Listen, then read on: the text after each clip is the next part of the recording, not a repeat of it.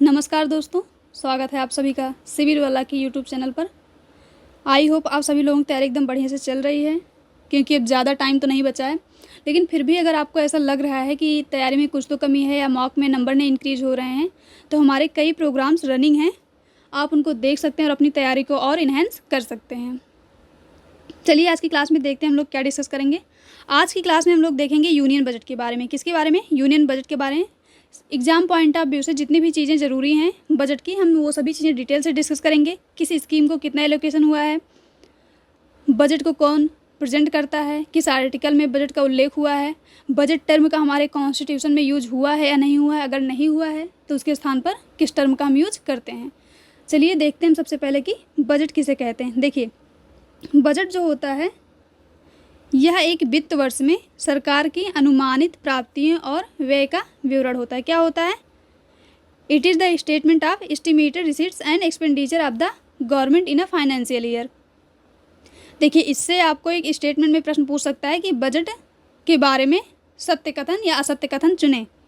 तो एक वित्त वर्ष में सरकार की अनुमानित प्राप्तियों का विवरण होता है, एक वित्त वर्ष में सरकार की व्यय का विवरण होता है, एक वित्त वर्ष में सरकार की प्राप्तियों और व्यय का विवरण होता है। इसमें से पूछ सकता है पहला सही है, पहला दूसरा सही है, दूसरा तीसरा सही है या फिर तीसरा सही है, ऐसे ऑप्शन दे सकते हैं। तो आपको ध्यान देना है इसमें जो अनुमानित प्राप्तियां हैं और व्यय एक्सपेंडिचर का भी उसमें इंक्लूड है।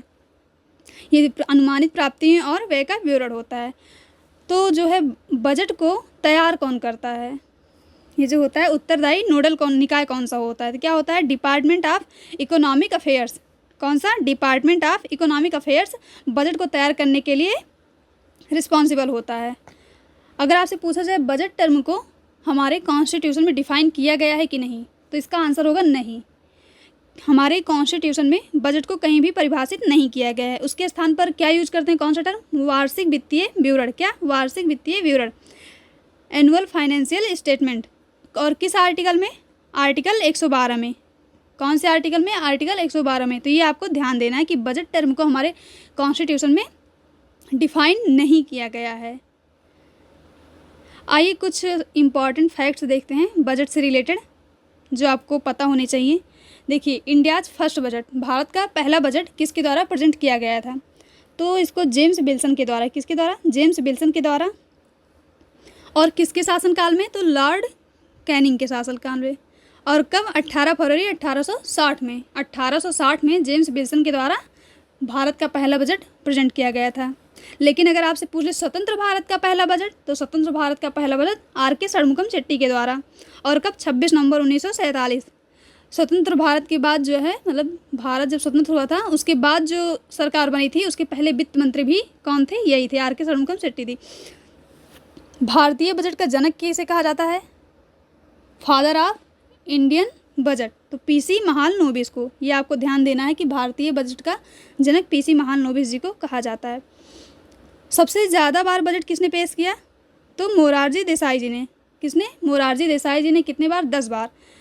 लेकिन ये एक चीज़ ध्यान देना है कि मोरारजी देसाई जी ने 10 बार सबसे ज़्यादा तो किया है, लेकिन ये अपने अलग अलग टेन्योर में प्रेजेंट किए हैं बजट को, मतलब एक ही बार नहीं, लगातार नहीं किए हैं। अगर आपसे पूछा जाए लगातार किसने, तो वो निर्मला सीतारमण जी हो जाएंगी। देखिए, 1924 से पहले रेल बजट को और आम बजट को एक साथ प्रेजेंट किया जाता था।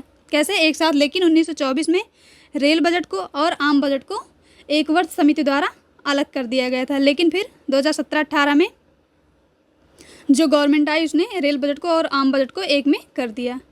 अमृतकाल का पहला बजट 2023-24 में किसके द्वारा? निर्मला सीतारमण जी द्वारा। और पहली महिला कौन थी जिन्होंने बजट प्रस्तुत किया था? तो वो क्या होंगी? इंदिरा गांधी जी। कब? 1970 से 71 में उन्होंने बजट को रिप्रेजेंट किया था। और दूसरी निर्मला सीतारमण जी। सबसे ज़्यादा बार लगातार बजट प्रस्तुत किया है। कितनी बार? 7 बार। अगर सबसे ज़्यादा बार सिर्फ पूछा जाए तो मोरारजी देसाई जी हो जाएंगे 10 बार। लेकिन अगर लगातार पूछा जाए तो निर्मला सीतारमण जी 7 बार। और सबसे लंबी अवधि का बजट भाषण किसका है? तो ये रिकॉर्ड भी निर्मला सीतारमण जी के पास है। देखिए, लंबी अवधि का मतलब यहाँ पे टाइम ड्यूरेशन। क्या है? टाइम ड्यूरेशन से समझिएगा।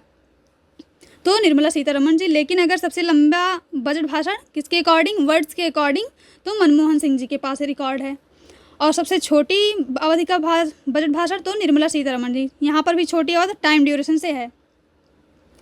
आइए आगे देखते हैं बजट के बारे में। देखिए, जब बजट को प्रेजेंट किया जाता है तो कितने प्रोसेस से होकर गुजरता है, तो कितने 5 प्रोसेस से।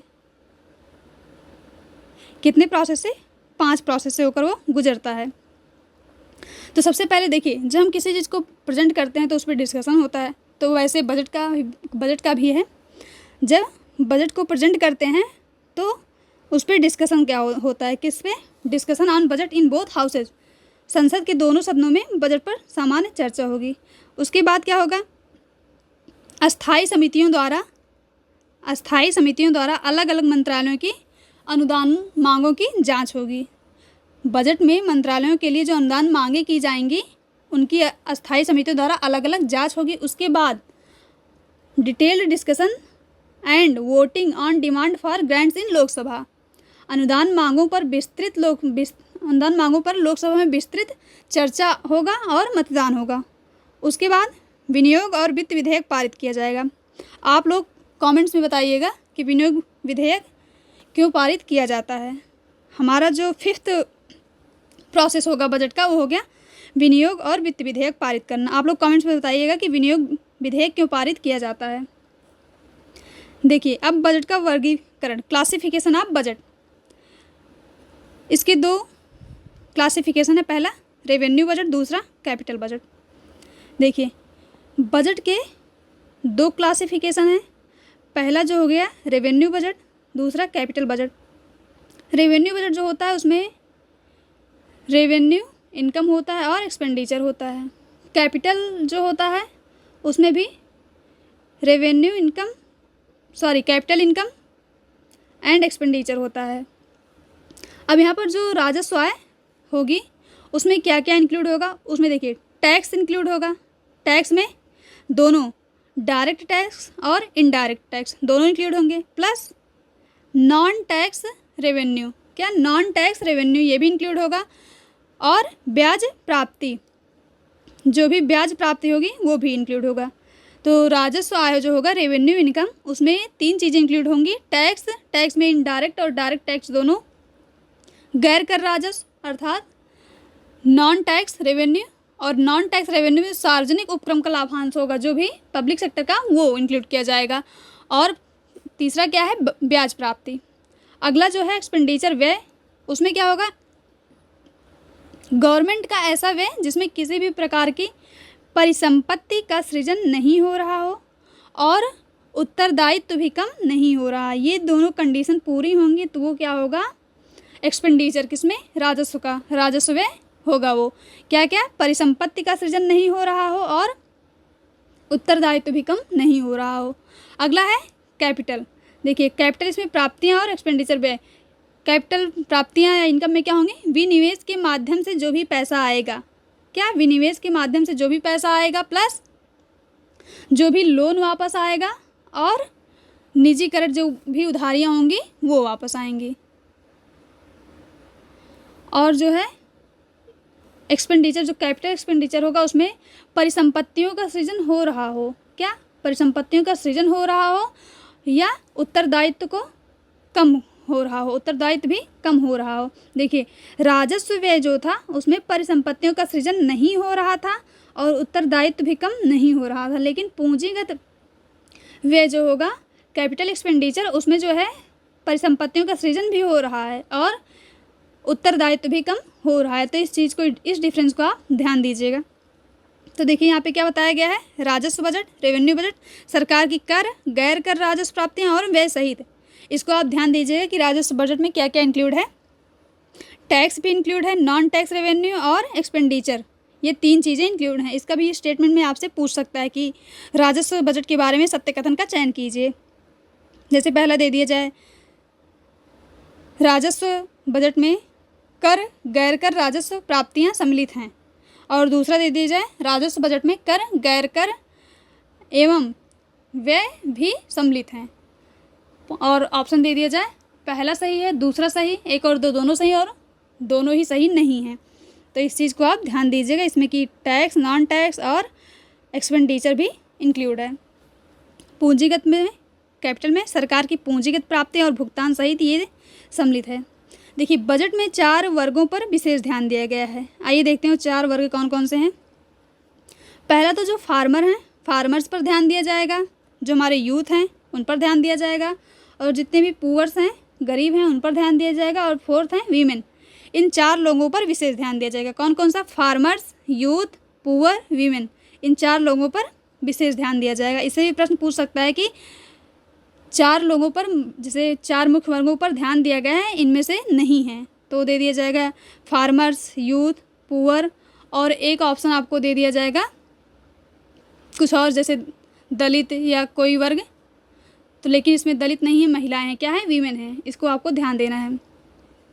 अगला बजट की थीम। देखिए बजट की भी 4 थीम है। 4 वर्गों पर ध्यान भी दिया जाएगा और थीम भी कितनी है? 4 हैं। पहली थीम क्या है हमारी? एम्प्लॉयमेंट। बजट की पहली थीम क्या है? एम्प्लॉयमेंट। दूसरा स्किलिंग, और तीसरा एमएसएमई जो भी हैं, और फोर्थ है मिडिल क्लास पे। बजट थीम में किन 4 चीज़ पे विशेष ध्यान दिया जाएगा? एम्प्लॉयमेंट पे, कौशल विकास अर्थात स्किल डेवलपमेंट पे, तीसरा है एमएसएमई पे, और मिडिल क्लास पे। 4 वर्गों पर ध्यान दिया जाएगा। बजट की थीम भी 4 है और प्रायोरिटीज। आइए बजट की प्रायोरिटी देखते हैं। बजट में 9, देखिए विकसित भारत के लिए बजट में 9 प्रायोरिटीज़ की बात की गई है। उसमें सबसे पहले क्या है? एग्रीकल्चर सेक्टर, कृषि में उत्पादकता एंड लचीलापन, productivity and resilience in agriculture. Next है एम्प्लॉयमेंट एंड स्किलिंग। अगला है समावेशी मानव संसाधन और विकास और सामाजिक न्याय। नेक्स्ट है manufacturing and services, urban development, energy security, अवसंरचना, नवाचार, अनुसंधान एवं विकास, इनोवेशन, रिसर्च एंड डेवलपमेंट, और नेक्स्ट है अगली पीढ़ी के लिए सुधार। देखिए इसको आप ध्यान से पढ़ लीजिएगा, क्योंकि इससे भी क्वेश्चन आ सकता है। जैसे 4 ऑप्शन दे दिया गया, इसमें से 3 जो है प्रायोरिटीज़ को दे दिया गया, एक कोई और दे दिया गया। आपको जो ऑप्शन जैसे मैच ना हो उसमें से वो असंगत जैसे वो चूज करना होगा। तो आप इसको ऐसे रिलेट करके पढ़ सकते हैं। देखिए जैसे सबसे पहले हम क्या करेंगे, एक जैसे खुद से रिलेट कीजिए तो आपके दिमाग में एक बार ये बैठ जाएगा, तो आप भूलेंगे नहीं। सबसे पहले आप एग्रीकल्चर सेक्टर में जाएंगे। कहाँ पर? एग्रीकल्चर सेक्टर में। तो आपको एग्रीकल्चर सेक्टर में गए हैं, आप समझ लीजिए आप खुद फार्मिंग कर रहे हैं, एग्रीकल्चर सेक्टर में गए हैं। अब आपको वहाँ पे लोगों की ज़रूरत है, तो आप क्या देंगे? एम्प्लॉयमेंट, रोज़गार देंगे। जब आपने रोज़गार दिया तो उन सब जितने लोगों को आपने रोज़गार दिया उनके लिए क्या करेंगे? सामाजिक न्याय। क्या डेवलप करेंगे? सामाजिक न्याय। अब जब आपने सामाजिक न्याय डेवलप कर लिया, आप सोचेंगे कुछ मैन्युफैक्चर किया जाए, क्या? कुछ विनिर्माण एवं सेवाएं उन लोगों के लिए। अब ये आप करेंगे कहाँ पे? कहाँ करेंगे? अर्बन एरियाज़ में। कहाँ पे? अर्बन एरियाज़ में। अब जब आपने इतना सब कुछ कर लिया अर्बन एरिया में, तो आप सोचेंगे कुछ एनर्जी चाहिए। क्या चाहिए? एनर्जी, तो ऊर्जा सुरक्षा। अब इसके बाद जब आप एनर्जी भी आपके पास हो जाएगी, तो आप सोचेंगे अवसंरचना। किस पे ध्यान दिया जाए? अवसंरचना पे। जब आप इस पर भी ध्यान दे लेंगे तो आप सोचेंगे अब कुछ इनोवेटिव किया जाए। क्या किया जाए? इनोवेटिव। इतना सब कुछ करने के बाद आप सोचेंगे कि नेक्स्ट जनरेशन के लिए कुछ रिफॉर्म्स किए जाएं।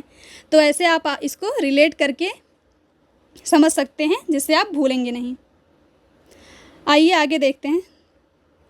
देखिए अब बजट में जो भी इम्पॉर्टेंट चीज़ें बताई गई हैं हम उसको डिस्कस करेंगे। देखिए बजट कब प्रेजेंट किया गया और किसके द्वारा प्रेजेंट किया जाता है आपको पता ही होगा, वित्त मंत्री के द्वारा, फाइनेंस मिनिस्टर। कब किया गया? 23 जुलाई 2024 को। और बजट का साइज़ क्या है? 48,20,500 करोड़। कितना है? 48,20,512 करोड़ का बजट प्रेजेंट किया गया है। कौन सा? 2024-25 का। किसके द्वारा? फाइनेंस मिनिस्टर के द्वारा। बजट अनुमान 2024-25 में कुल व्यय, टोटल एक्सपेंडिचर इतने करोड़ रुपए का अनुमान लगाया गया, जिसमें कुल कैपिटल एक्सपेंडिचर कितना है?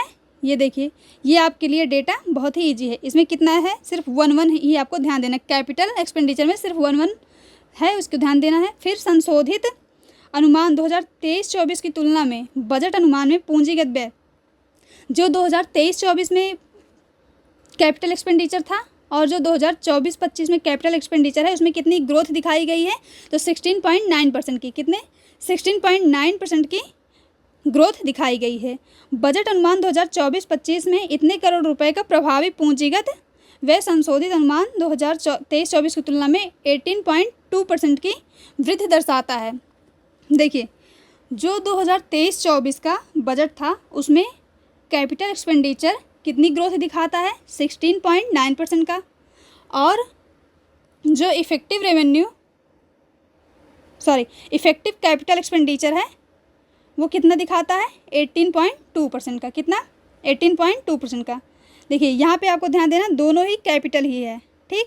जो कैपिटल एक्सपेंडिचर होगा वो 16.9% का पिछले वर्ष की तुलना में, पिछले वित्त वर्ष की तुलना में, और जो ये वाला वित्त वर्ष है कितने ग्रोथ दिखाता है, 16.9% की। और जो इफेक्टिव कैपिटल एक्सपेंडिचर होगा वो भी पिछले वर्ष की तुलना में इस वर्ष में कितने की वृद्धि दर्शाता है, ग्रोथ दिखाता है, 18.2% की। देखिए इंग्लिश मीडियम वाले भी देख सकते हैं, यहाँ पे कैपिटल एक्सपेंडिचर इतना दिया हुआ है और कैपिटल एक्सपेंडिचर ग्रोथ कितनी दिखा रहा है, 16.9% की, और यहाँ पे ये 18.2% की, जो हमारा इफेक्टिव कैपिटल एक्सपेंडिचर होगा। पूंजीगत व्यय सकल घरेलू उत्पाद का कितना होगा, 3.4% का। देखिए यहाँ पर कुछ डेटा हैं जो आपको याद करना पड़ेगा, तो इन सभी चीज़ों पर आप ध्यान दीजिएगा। यानी देखिए पूंजीगत व्यय सकल घरेलू उत्पाद का 3.4% है, यानी ये इतने करोड़ रुपए रहा है। इसमें राज्यों को पूंजीगत व्यय के लिए 1,50,000 करोड़ रुपए की वित्तीय सहायता शामिल है। आपसे ऐसे प्रश्न पूछ सकते हैं, राज्यों को पूंजीगत व्यय के लिए कितने करोड़ रुपए की सहायता प्रदान की गई है, तो कितने 1,50,000 करोड़ रुपए का। बजटीय पूंजीगत व्यय वित्त वर्ष 2019-20 के पूंजीगत व्यय का 3.3 टाइम्स है, और 2024-25 के बजटीय अनुमान में कुल परिव्यय 23% है, कितना 23% का। तो राज्यों को पूंजीगत व्यय के लिए, राज्यों को कैपिटल एक्सपेंडिचर के लिए इतने करोड़ रुपए प्रदान किए गए हैं, और जो इतने करोड़ रुपए प्रदान किए गए हैं राज्यों को, वो जो है वित्त वर्ष 2019-20 के कैपिटल एक्सपेंडिचर का 3.3 टाइम्स है, और 2024-25 के बजटीय अनुमान में कुल परिव्यय का 23% है। सरकार राजकोषीय घाटे को, फिस्कल डेफिसिट को, सरकार को वित्त वर्ष 2025-26 तक जीडीपी के 4.5% तक लाने में सफलता प्राप्त करने के उद्देश्य से निरंतर कार्य करेगी। जो फिस्कल डेफिसिट है उसको कितना करना है, 4.5% ऑफ जीडीपी बाई कौन से फाइनेंशियल ईयर तक, 2025-26 तक। अगला देखते हैं, देखिए वित्त वर्ष 2023-24 में भारत की वास्तविक दर रियल ग्रोथ जो है 8.2% है, और नॉमिनल ग्रोथ 9.6% रहेगी। वित्त वर्ष 2023-24 में प्राइवेट कंजम्पशन एक्सपेंडिचर में 4.0 अर्थात 4% की वृद्धि देखी गई है। तो देखिए रियल ग्रोथ 8.2, नॉमिनल ग्रोथ 9.6 और प्राइवेट कंजम्पशन एक्सपेंडिचर 4%, इतना आप लोग ध्यान दीजिएगा। वर्ष 2024-25 के दौरान दिनांकित प्रतिभूतियों के माध्यम से सकल और निवल, कौन सा, सकल और निवल बाजार उधारियां क्रमशः, देखिए सकल कितना होगा 14.01 लाख करोड़ रुपए, और निवल बाजार उधारियां 11.63 लाख करोड़ रुपए रहने का अनुमान है। दोनों ही वर्ष 2023-24 की तुलना में कम होंगे। देखिए जो सकल और निवल बाजार उधारियां हैं, या 2023-24 की तुलना में 2024-25 की अगर कंपैरिजन किया जाए तो वो कम है। भारतीय रिजर्व बैंक ने वित्त वर्ष 2024-25 में भारत की वृद्धि दर के 7.2% रहने का अनुमान व्यक्त किया है। कितना, आरबीआई ने जो है भारत की जो ग्रोथ रेट है उसको कितना 7.2% रहने का जो है अनुमान व्यक्त किया है। कौन से वित्त वर्ष में, 2024-25 में, अर्थात इसी में। नेक्स्ट, वर्ष 2024-25 के लिए उधारियों को छोड़कर कुल प्राप्तियाँ तथा कुल व्यय, टोटल एक्सपेंडिचर कितना रहा है, कितना कुल प्राप्तियाँ ये इतना रहा है और टोटल व्यय इतना रहा, अनुमानित है। ठीक, सकल कर प्राप्तियाँ 25.83 लाख करोड़ रुपए अनुमानित हैं। राजकोषीय घाटा सकल घरेलू उत्पाद का 4.9% रहने का अनुमान है। कितना? फिस्कल डेफिसिट कितना रहने का अनुमान है जीडीपी का? 4.9%। और जो है टोटल एक्सपेंडिचर 48.21 लाख करोड़ है।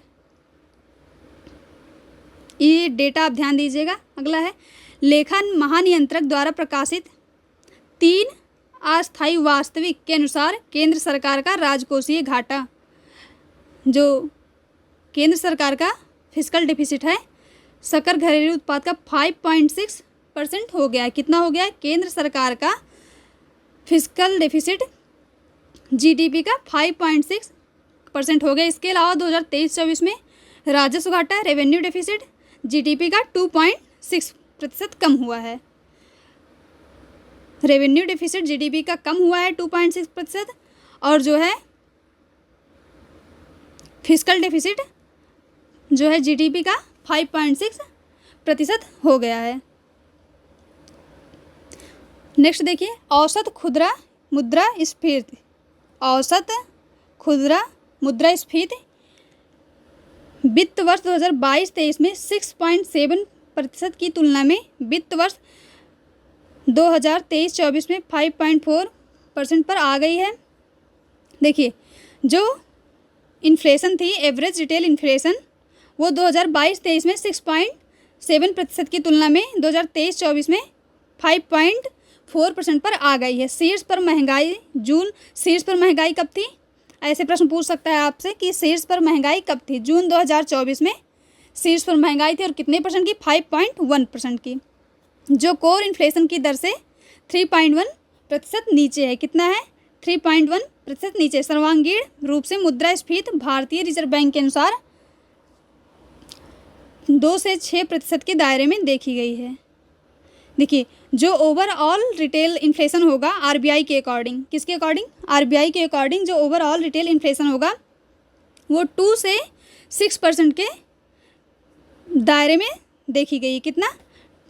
2 से 6% के बीच में ओवरऑल रिटेल इन्फ्लेशन आरबीआई के अकॉर्डिंग कितनी देखी गई है? 2 से 6% के बीच में। नेक्स्ट है बजट अनुमान 2024-25 के लिए सकल कर राजस्व संशोधित अनुमान 2023-24 की तुलना में 11.7% और पीए 2023-24 की तुलना में 10.8% रहने का अनुमान है। देखिए ग्रॉस टैक्स रेवेन्यू जो है वो कितना? 2023-24 की तुलना में 11.7%, और जो पीए है वो कितना है? 10.8%। सकल कर राजस्व में 13.4% की वृद्धि हुई है। ग्रॉस टैक्स रेवेन्यू जो है जीटीआर है उसमें कितने वृद्धि हुई है? 13.4% की वृद्धि हुई है, और केंद्र का कुल व्यय 10.9% एकत्र हुआ है। केंद्र सरकार का वित्त वर्ष 2023-24 में सकल परिव्यय में 5.9% की वृद्धि देखी गई है। कितना? वित्त वर्ष 2023-24 में सकल परिव्यय में 5.9% की वृद्धि दर्ज की गई है। ये सभी डेटा बहुत ज़्यादा आप ध्यान से देख लीजिएगा एक बार, आपके माइंड में होना चाहिए कि अगर क्वेश्चन आ जाए तो आप गेस भी कर पाएँ। नेक्स्ट देखिए नेक्स्ट 10 ईयर्स में कितने? नेक्स्ट 10 ईयर्स में अंतरिक्ष अर्थव्यवस्था पर, किस पर? अंतरिक्ष अर्थव्यवस्था पर, स्पेस इकोनॉमी पर को 5 गुनी तक बढ़ाने पर जोर देते हुए इसके लिए 1000 करोड़ रुपए का वेंचर कैपिटल फंड स्थापित किया जाएगा। इससे क्वेश्चन पूछ सकता है। देखिए पहले तो स्पेस इकोनॉमी में कितना, अगले कितने ईयर्स के लिए? 10 ईयर्स के लिए कितने? अंतरिक्ष स्पेस इकोनॉमी में नेक्स्ट 10 ईयर्स के लिए, पहला फैक्ट ये है नेक्स्ट 10 ईयर्स, और कितने टाइम्स? 5 टाइम्स। कितने टाइम्स बढ़ाने पर जोर देना है? 5 टाइम्स। और कितने करोड़ रुपए का वेंचर कैपिटल फंड इस्टेब्लिश किया जाएगा? 1000 करोड़ रुपए का। कितने का? 1000 करोड़ रुपए। तो स्पेस इकोनॉमी से आपको ये फैक्ट ध्यान रखना है कि ये नेक्स्ट 10 ईयर्स के लिए की जाएगी और कितने टाइम्स इसको इंक्रीज किया जाएगा? 5 टाइम्स इसको इंक्रीज किया जाएगा। और जो वेंचर कैपिटल फंड इस्टेब्लिश किया जाएगा वो कितने करोड़ रुपए का होगा? 1000 करोड़ रुपए का। और देखिए अगला, मोबाइल फ़ोन, मोबाइल पीसीबीए और मोबाइल चार्जर पर सीमा शुल्क घटाकर 15% कर दिया गया है। देखिए जो मोबाइल फ़ोन है, मोबाइल पीसीबीए, मोबाइल चार्जर्स पर कस्टम ड्यूटी, इन सभी चीज़ों पर कस्टम ड्यूटी को डिक्रीज कर दिया गया है। कितना डिक्रीज किया गया है? डिक्रीज करके कितना किया गया है? 15%। कितना? 15%। किस पे? मोबाइल फ़ोन, मोबाइल पीसीबीए और मोबाइल चार्जर्स पर कस्टम ड्यूटी डिक्रीज करके 15% कर दिया गया है। नेक्स्ट है, बजट 2024-25 में कुछ विशेष दूरसंचार उपकरणों के पीसीबीए पर सीमा शुल्क 10 से बढ़ाकर 15% करने का प्रस्ताव किया गया है। देखिए यहाँ पर कंफ्यूज ना होइएगा, मोबाइल जो भी है, मोबाइल उपकरण, मोबाइल पीसीबीए, मोबाइल चार्जर्स पर, इन पर जो है कस्टम ड्यूटी घटाकर 15% किया गया है। लेकिन जो है जो टेलीकॉम इक्विपमेंट हैं, क्या दूरसंचार इक्विपमेंट जो हैं, उनके पीसीबीए पर सीमा शुल्क 10, पहले 10 था, उसको बढ़ाकर 15% करने का प्रस्ताव किया गया है। तो इस चीज़ को, इस डेटा को आप ध्यान दीजिएगा। अब देखिए जो इस बार हमारी गवर्नमेंट है उसमें वो एनडीए की गवर्नमेंट है, मतलब गठबंधन वाली सरकार है। उसमें 2 स्टेट मतलब ज़्यादा किसका है? बिहार और आंध्र प्रदेश। तो देखा जाए तो बिहार और आंध्र प्रदेश पर ज़्यादा ध्यान दिया जाएगा।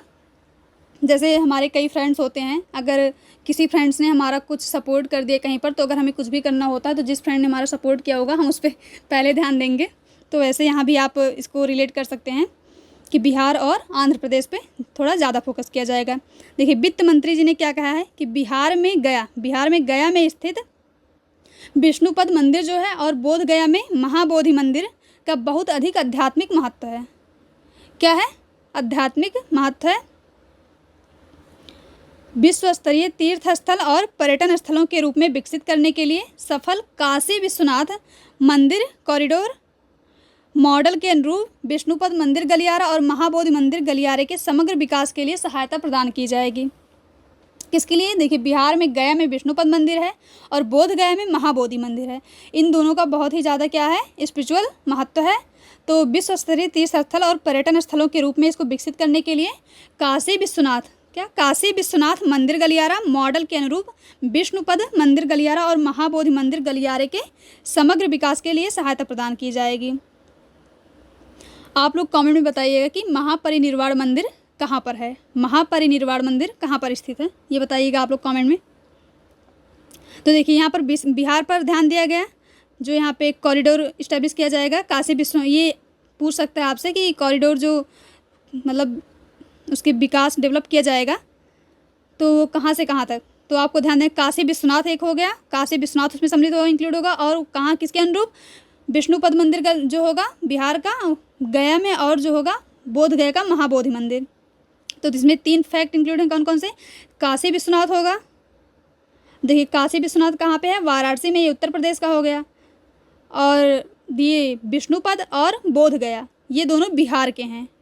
तो आपको कंफ्यूज करने के लिए ऐसे 2 यूपी का, 1 बिहार का दे सकता है, या तीनों ही बिहार के दे सकते हैं। तो इसमें आपको ध्यान देना है कि जो कॉरिडोर डेवलप किया जाएगा उसमें जो है एक तो यूपी का काशी विश्वनाथ मंदिर और 2 बिहार का विष्णुपद मंदिर और महाबोधि मंदिर इंक्लूड किया जाएगा।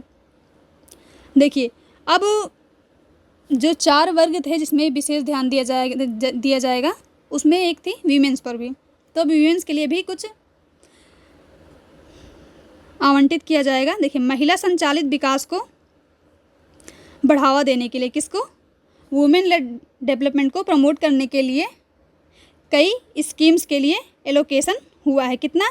3 लाख करोड़ रुपए से अधिक ये प्रस्ताव दिया गया है, जिनसे महिलाओं और लड़कियों को लाभ होगा।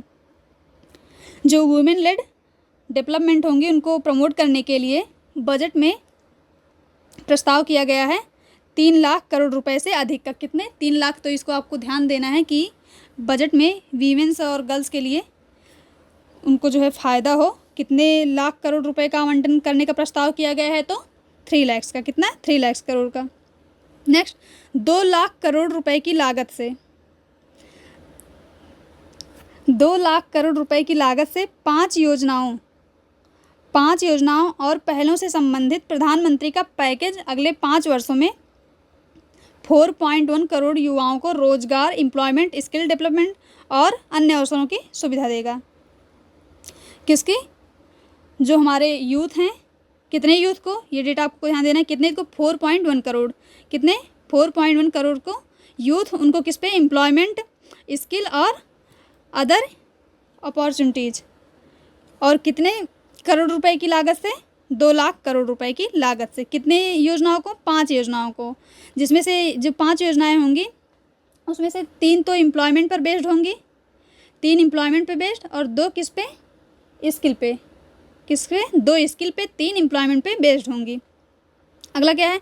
बजट 2024-25 में शिक्षा, रोजगार और कौशल प्रशिक्षण के लिए 1.48 लाख करोड़ रुपए आवंटित किए गए हैं। देखिए, शिक्षा, रोजगार और कौशल प्रशिक्षण, education, employment and skill training के लिए बजट में कितने रुपए का प्रावधान किया गया है, आवंटन किया गया है? तो इसको ध्यान देना आपको, ये फैक्ट इंपॉर्टेंट है। 1.48 लाख करोड़ रुपए। किसके लिए? Education, employment and skill training के लिए। नेक्स्ट है, देखिए, वित्त वर्ष 2024-25 के लिए ग्रामीण अवसंरचना समेत ग्रामीण विकास के लिए 2.66 लाख करोड़ रुपए का प्रावधान है। अब जो रूरल डेवलपमेंट है और किसके सहित?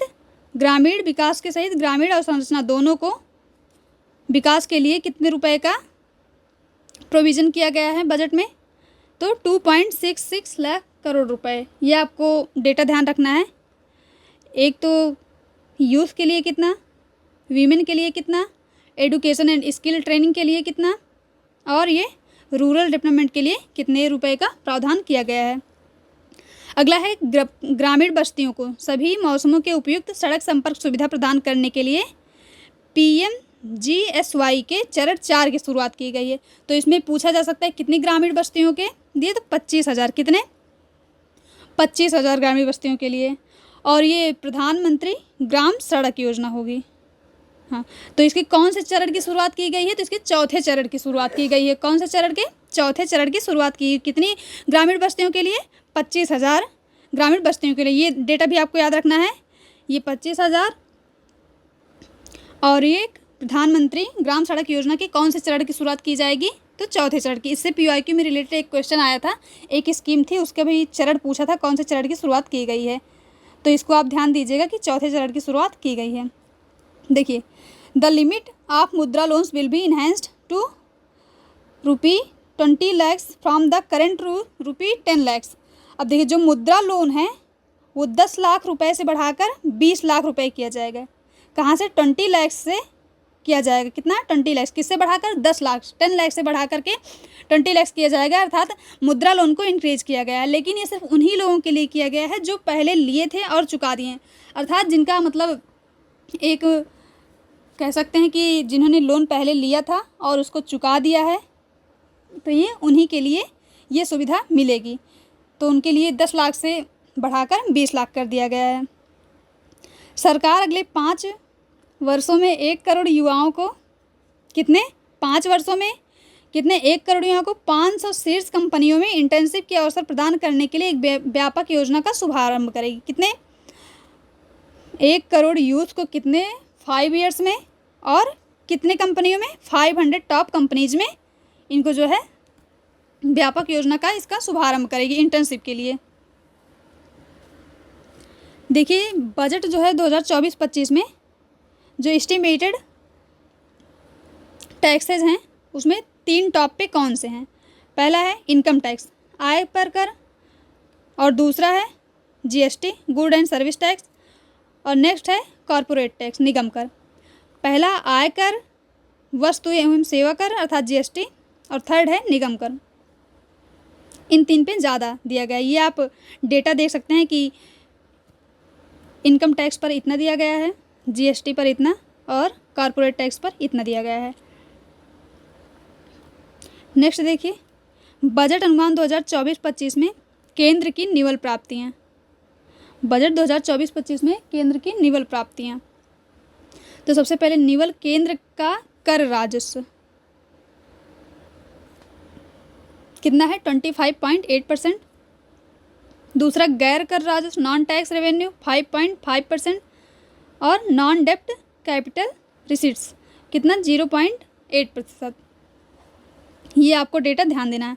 अगला है बजट अनुमान 2024-25 में अप्रत्यक्ष इनडायरेक्ट कर जीडीपी का कितना रहा है 5.0 और प्रत्यक्ष कर जीडीपी का 6.8 और सकल कर प्राप्तियां जीडीपी का कितना रही है 11.8। ये तीनों डेटा आपको ध्यान रखना है कि इनडायरेक्ट टैक्स जीडीपी का कितना रहा है 5%, डायरेक्ट टैक्स कितना रहा है 6.8% और ग्रॉस टैक्स कितना रहा है 11.8%। सॉरी ग्रॉस टैक्स नहीं, ग्रॉस टैक्स, हाँ सही है, ग्रॉस टैक्स कितना रहा है 11.8%। सबसे ज़्यादा किस में रहा है ग्रॉस टैक्स में, उसके बाद डायरेक्ट टैक्स में और उसके बाद इनडायरेक्ट टैक्स में। इनडायरेक्ट में कितना रहा है 5 और डायरेक्ट टैक्स में 6.8 और ग्रॉस टैक्स रिसीट्स में कितना रहा है 11.8। ये डेटा आपको ध्यान में रखना है। अगला देखिए, बजट अनुमान 2024-25 में पूंजीगत व्यय की प्रवृत्ति। प्रभावी पूंजीगत, पहला क्या है प्रभावी पूंजीगत व्यय, effective capital expenditure 15 lakh crore रुपए। दूसरा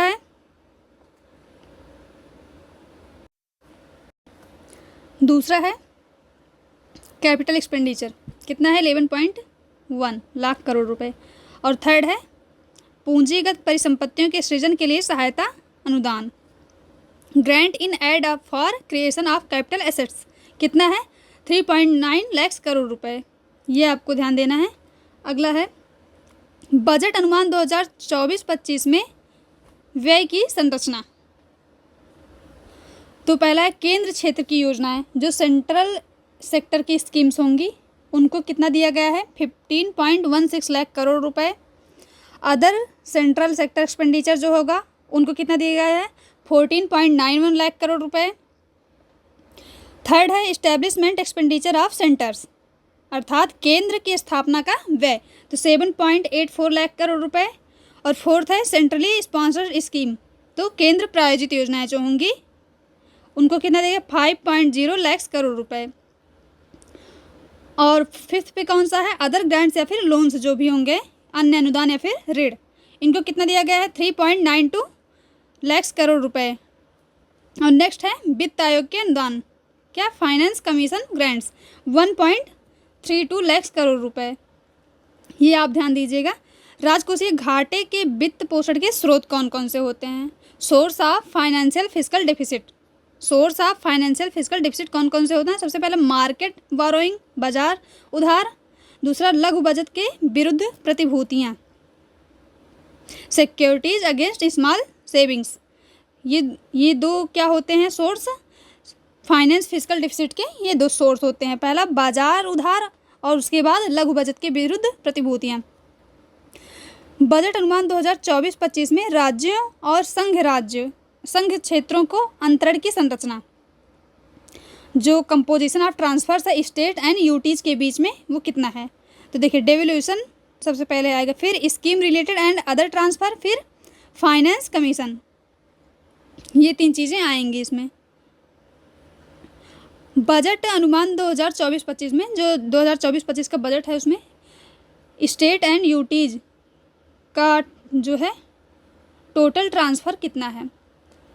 2024-25 के बजट में स्टेट एंड यूटी का उन दोनों के बीच में टोटल ट्रांसफ़र कितना है, तो 23.49 लाख करोड़ रुपये। ये आपको ध्यान देना है ये डेटा। ये स्टेट एंड यूटी के बीच में जो है बजट वो टोटल ट्रांसफ़र का कितना है 23.49 लाख करोड़ रुपये। अब देखिए, आप देखते हैं कि सबसे ज़्यादा रुपया आता कहाँ से है, कौन कौन से सेक्टर से रुपए आते हैं और कितना आता है। देखिए सबसे ज़्यादा इसमें आपको दिख रहा है 27%। तो सबसे ज़्यादा रुपए कहाँ से आते हैं, उधार और अन्य देयताएँ। कहाँ से, उधार और अन्य देयताएं से सबसे ज़्यादा आता है। फिर उसके बाद 19% ये इनकम टैक्स से आता है। दूसरे नंबर पर क्या हो गया, इनकम टैक्स। थर्ड क्या हो गया, 18% GST and other taxes. Third पे क्या हो गया, जीएसटी एंड अदर टैक्सेज। पहले पे हो गया आपका ये उधार एंड अन्य देयताएं 27%। दूसरे पे हो गया इनकम टैक्स और थर्ड पर हो गया जीएसटी एंड अन्य कर अदर टैक्सेज। कितना, 18%। थर्ड पे जीएसटी एंड अदर टैक्स 18% हो गया। उसके बाद देखिए 17% है निगम कर पे। कितने पे, कॉरपोरेशन टैक्स पे। अब 17 के बाद आप देखेंगे 9% है सबसे ज़्यादा, ये गैर कर ऋण प्राप्तियाँ हैं, ये 5th नंबर पे आएगा। 6th नंबर पे क्या आएगा, यूनियन एक्साइज ड्यूटीज़, 6 नंबर पे ये आएगा। 7th नंबर पे क्या है, ये 4% कस्टम्स पे। और 8th नंबर पे 1% है किस पे, नॉन डेप्ट कैपिटल रिसीट्स, ये 8th नंबर पे हो गया। तो इसमें जो डेटा ज़्यादा है, जैसे देखिए पहला क्या है, ये 27% आ रहा है, उसके बाद 19%, उसके बाद 18, 17, ये आपको ध्यान देना है। जीएसटी पर कितना है, 18, तो ये तो आपको ध्यान ही रखना चाहिए क्योंकि जीएसटी 18% कई जगह पे लगता है, तो आप इसको ध्यान रखिएगा। जीएसटी का 18% है और इनकम टैक्स पर 19, इनकम टैक्स पर 19, और ये बोरोइंग एंड अदर लायबिलिटीज़ पे 27% और कॉरपोरेशन पे कितना है, 17%। तो सबसे ज़्यादा रुपया कहाँ से आता है, इन सभी चीज़ों से रुपया सबसे ज़्यादा आता है। रुपी कम्स फ्रॉम, तो सबसे ज़्यादा इन चीज़ों से रुपया प्राप्त करती है गवर्नमेंट।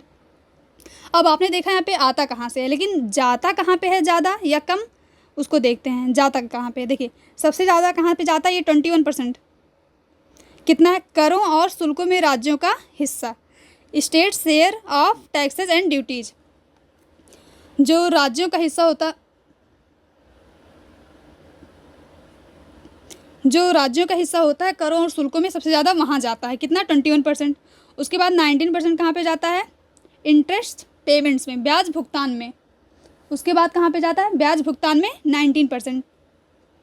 उसके बाद देखिए 16% कहाँ पे जाता है, केंद्रीय क्षेत्र की योजनाएं, जो सेंट्रली सेक्टर की स्कीम होंगी उनमें रक्षा एवं सब्सिडी पर पूंजीगत व्यय के अतिरिक्त जो सेंट्रल सेक्टर की स्कीम होंगी उन पे जाएगा।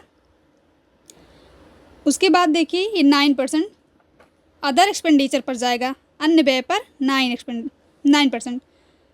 उसके बाद देखिए ये, उसके बाद उतना ध्यान देने के लिए नहीं है, लेकिन ये डिफेंस पे आप देखिएगा, डिफेंस से पूछा, PYQ में आपका आया था बजट से रिलेटेड, डिफेंस का उसमें पूछा था 8%। तो लेकिन यहाँ पे सेंट्रली स्पॉन्सर्ड स्कीम भी जो है वो भी 8% है। चलिए ध्यान दे लीजिएगा आप लोग एक बार। और ये 6% की सब्सिडी पर कितना है, 6%। और पेंशन, ये 4 आप ध्यान दीजिएगा, एक डिफेंस पर, सब्सिडी पर, पेंशन पर कितना है 4%, और finance commission and other transfers पर कितना है 9%। ये जो ज़्यादा वाला है इसमें वो भी ध्यान दीजिएगा, लेकिन इसमें जो कम है वो भी ध्यान दीजिएगा क्योंकि PYQ में पूछा गया था। इस पर सब्सिडी पर कितना है, 6% ध्यान दीजिएगा, डिफेंस पर 8% और पेंशन पर 4%, और सेंट्रली स्पॉन्सर्ड स्कीम्स पर भी कितना है 8%। ये इन सभी चीज़ों पर रुपये सबसे ज़्यादा खर्च होता है। देखिए ये जो सीट्स हैं, रुपया कहाँ से आता है, रुपी कम्स फ्रॉम सीट्स में जो टॉप पे हैं, सबसे ज़्यादा कहाँ से आता है, उधारी और अन्य देयताएं। कितना, अभी आपने देखा 27%। दूसरा कौन सा है, इनकम टैक्स 19, और जीएसटी कितना है 18%, और निगम कॉरपोरेशन टैक्स 17, और अदर जो होगा या नॉन टैक्स रिसीट्स कितना होगा 9%। ये यहाँ पे जो है सबसे ज़्यादा रुपए इन सभी चीज़ों से आते हैं, ये टॉप के हैं, ये ध्यान दीजिएगा।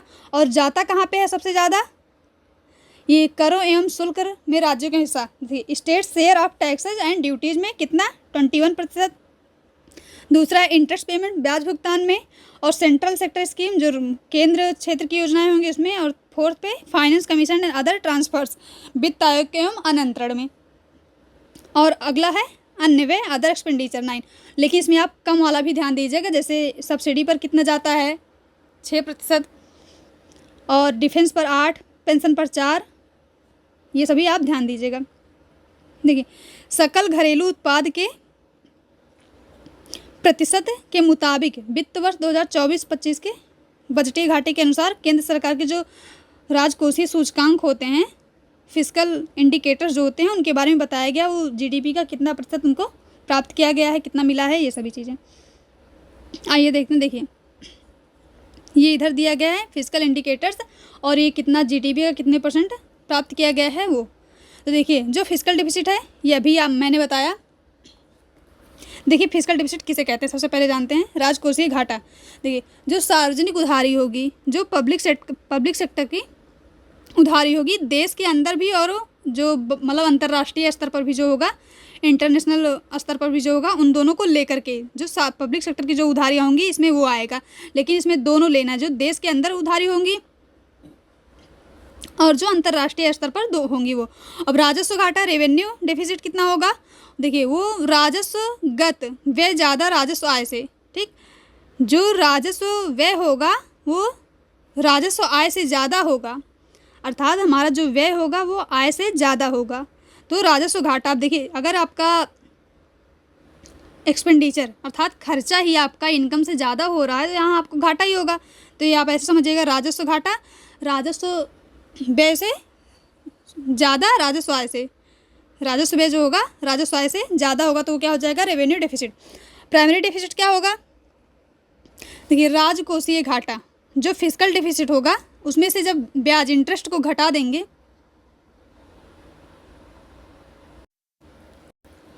देखिए प्राइमरी डेफिसिट में जब फिस्कल डेफिसिट में से हम इंटरेस्ट को घटा देंगे तो हमें क्या मिलेगा, प्राइमरी डेफिसिट। लेकिन जो फिस्कल डेफिसिट होगा उसमें कुल व्यय टोटल एक्सपेंडिचर ज़्यादा किससे होगा, आय से, और उसमें उधारी भी शामिल होंगी। क्या, डेप्ट भी, उसमें उधारी भी, सॉरी डेप्ट नहीं, बोरोइंग, वो शामिल होगी उसमें। अब इफेक्टिव रेवेन्यू डेफिसिट क्या होगा। इसमें जो है राजस्व घाटा अनुदान से, राजस्व घाटा में से रेवेन्यू डेफिसिट में से अनुदान को घटा देंगे तो हमें क्या मिल जाएगा, प्रभावी राजस्व घाटा। आप लोग कमेंट में बताइएगा कि अनुदान को कौन से आर्टिकल में आता है अनुदान, ठीक। ये आपने देखा कि राजकोषीय fiscal deficit, revenue deficit, primary deficit और इफेक्टिव रेवेन्यू डेफिसिट किसे कहते हैं। आइए देखते हैं कि इनको जीडीपी का कितने % मिला है। देखिए फिस्कल डेफिसिट को कितना मिला है, 4.9%। ये सभी % में है, ये ध्यान दीजिएगा आप।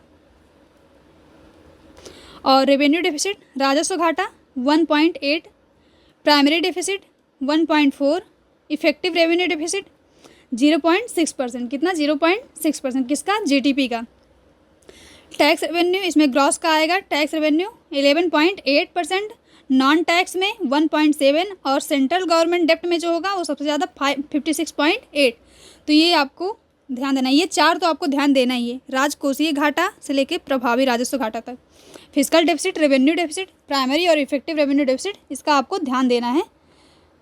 ये डेटा इसको याद कर लीजिएगा, ये एग्जाम में पूछा जाता है, पीआईक्यू में भी पूछा गया है। अब आइए देखते हैं बजट की जो प्राथमिकताएं हैं उनके बारे में। जो 9 प्रायोरिटीज अभी आपने आगे पढ़ा था पीछे, 9 प्रायोरिटीज जो हैं उनमें क्या क्या कहा गया है, किसको कितना क्या प्राप्त हुआ है। देखिए हमारी पहली प्रायोरिटी जो है वो क्या है, productivity and resilience in agriculture sector. कृषि क्षेत्र में उत्पादकता और लचीलापन, किसमें, एग्रीकल्चर सेक्टर में। तो इसमें क्या कहा गया है, देखिए जो 32 कृषि और बागवानी फसलों की नई 109 उच्च पैदावार वाली और जलवायु अनुकूल किस्में जारी की जाएंगी। 109 जो हाई यील्ड और क्लाइमेट रेजिलिएंट वैरायटीज़ होंगी किसकी, 32 फील्ड एंड हॉर्टिकल्चर क्रॉप्स की, ये किस्में जो हैं जारी की जाएंगी। ये आपको ध्यान देना है कि 109 उच्च पैदावार, हाई यील्ड का कह रहा है 109, और कृषि और बागवानी में कितना कह रहा है, 32। और अगले 2 वर्षों में प्रमाणन और ब्रांडिंग के जरिए देश भर में 1 करोड़ किसानों को प्राकृतिक खेती में शामिल किया जाएगा। कितने, नेक्स्ट 2 ईयर्स में कितने फार्मर्स को, 1 करोड़। और कहाँ पे शामिल किया जाएगा, नेचुरल फार्मिंग में। कहाँ पे, नेचुरल फार्मिंग में शामिल किया जाएगा। देखिए 10,000 आवश्यकता आधारित जैव इनपुट संसाधन केंद्र स्थापित किए। डेटा ध्यान दीजिएगा आप। जैव इनपुट मतलब बायो इनपुट रिसोर्स सेंटर्स कहाँ पे, मतलब कितने इस्टेब्लिश किए जाएंगे, तो 10,000। कितने? 10,000 need based bio input resource centres to be established. Bio input resource centres कितने इस्टेब्लिश किए जाएंगे, तो 10,000। नेक्स्ट, सरसों, मूंगफली, तिल, सोयाबीन और सूरजमुखी जैसे तिलहनों के लिए आत्मनिर्भरता प्राप्त करने हेतु रणनीति बनाई जाएगी। जैसे मिलेट्स पे था, जैसे मोटे अनाज के लिए किया गया था प्रावधान, वैसे ही तिलहनों के लिए भी ये प्रावधान किया गया है कि जैसे सरसों, मूंगफली, तिल, सोयाबीन और सूरजमुखी जैसे तिलहनों के लिए आत्मनिर्भरता प्राप्त करने हेतु रणनीति बनाई गई है। सब्जी उत्पादन के लिए बड़े पैमानों पर क्लस्टर्स प्रमुख उपभोग केंद्रों के करीब विकसित किए जाएंगे। देखिए क्लस्टर्स कहाँ पे किए जाएंगे, जहाँ पे vegetable production will be developed closer to major consumption centres के, कहाँ पे जो प्रमुख उपभोग केंद्र होंगे उनके करीब जो है क्लस्टर्स को डेवलप किया जाएगा। सरकार सब्जी के संग्रहण, भंडारण और विपणन सहित उसकी आपूर्ति श्रृंखलाओं के लिए किसान उत्पादक संगठनों, सहकारी समितियों और स्टार्टअप्स को बढ़ावा देगी। किसको प्रमोट करेगी? फार्मर प्रोड्यूसर जो होंगे ऑर्गेनाइजेशन, जो होंगे उनको, और कोऑपरेटिव सोसाइटीज़ को और स्टार्टअप्स को जो है गवर्नमेंट प्रमोट करेगी। किसके लिए? वेजिटेबल्स को जो होंगे संग्रहण, भंडारण और विपणन के लिए। ठीक है। सरकार राज्यों के साथ साझेदारी में 3 वर्षों में किसानों और उनकी भूमि के कवरेज के लिए डीपीआई के कार्यान्वयन की सुविधा प्रदान करेगी। क्या करेगी? कितने ईयर्स में? 3 ईयर्स में उनकी जो फार्मर्स की भूमि होंगी उनके कवरेज के लिए कृषि में डीपीआई के कार्यान्वयन की सुविधा प्रदान की जाएगी। डीपीआई अर्थात डिजिटल पब्लिक इंफ्रास्ट्रक्चर, इनके ये टर्म ध्यान दीजिएगा। कितने वर्षों में? 3 वर्षों में। ये आपको एक बार 2 बार अच्छे से पढ़ लेना है। देखिए डीपीआई का उपयोग करके 400 जिलों में खरीफ के लिए डिजिटल फसल सर्वेक्षण किया जाएगा। क्या किया जाएगा? कितने खरीफ फसलों के लिए? 400 जिलों में। कितने जिलों में खरीफ के लिए? 400 जिलों में। आप कमेंट में खरीफ फसलों का नाम बताइएगा और किस महीने में इनकी बुआई की जाती है और कटाई की जाती है खरीफ फसलों की। नेक्स्ट है 6 करोड़ किसानों को और उनकी ज़मीनों का वितरण और भूमि रजिस्ट्रियों में लाया जाएगा। किसानों को जो है उनकी ज़मीनों का वितरण और भूमि रजिस्ट्रियों में लाया जाएगा। कितने करोड़ किसानों को? 6 करोड़ किसानों को। 5 राज्यों में जन समर्थ आधारित किसान क्रेडिट कार्ड जारी किए जाएंगे। किसान क्रेडिट कार्ड कितने राज्यों में? 5 राज्यों में। अगला क्या देखिए, झींगा ब्रूड स्टॉक्स हेतु न्यूक्लियस ब्रीडिंग सेंटर्स का एक नेटवर्क स्थापित करने के लिए वित्तीय सहायता प्रदान की जाएगी। झींगा ब्रूड स्टॉक्स किसके? श्रिम्प्स के लिए, ब्रूड स्टॉक जो होंगे उनके न्यूक्लियस ब्रीडिंग के लिए एक सेंटर्स का नेटवर्क स्थापित करने के लिए वित्तीय सहायता प्रदान की जाएगी। झींगा पालन जो श्रिम्प्स होते हैं उनकी फार्मिंग के लिए प्रसंस्करण और निर्यात के लिए नाबार्ड के माध्यम से वित्त पोषण की सुविधा प्रदान की जाएगी। देखिए यहाँ पे नाबार्ड टर्म को आपको ध्यान देना है। यहाँ पे ऐसे प्रश्न पूछ सकता है कि श्रिम्प फार्मिंग के लिए, उनकी प्रोसेसिंग, एक्सपोर्ट के लिए किसकी सहायता से वित्त पोषण की सुविधा प्रदान की गई है। ऐसे आपको ऑप्शन दे देगा नाबार्ड।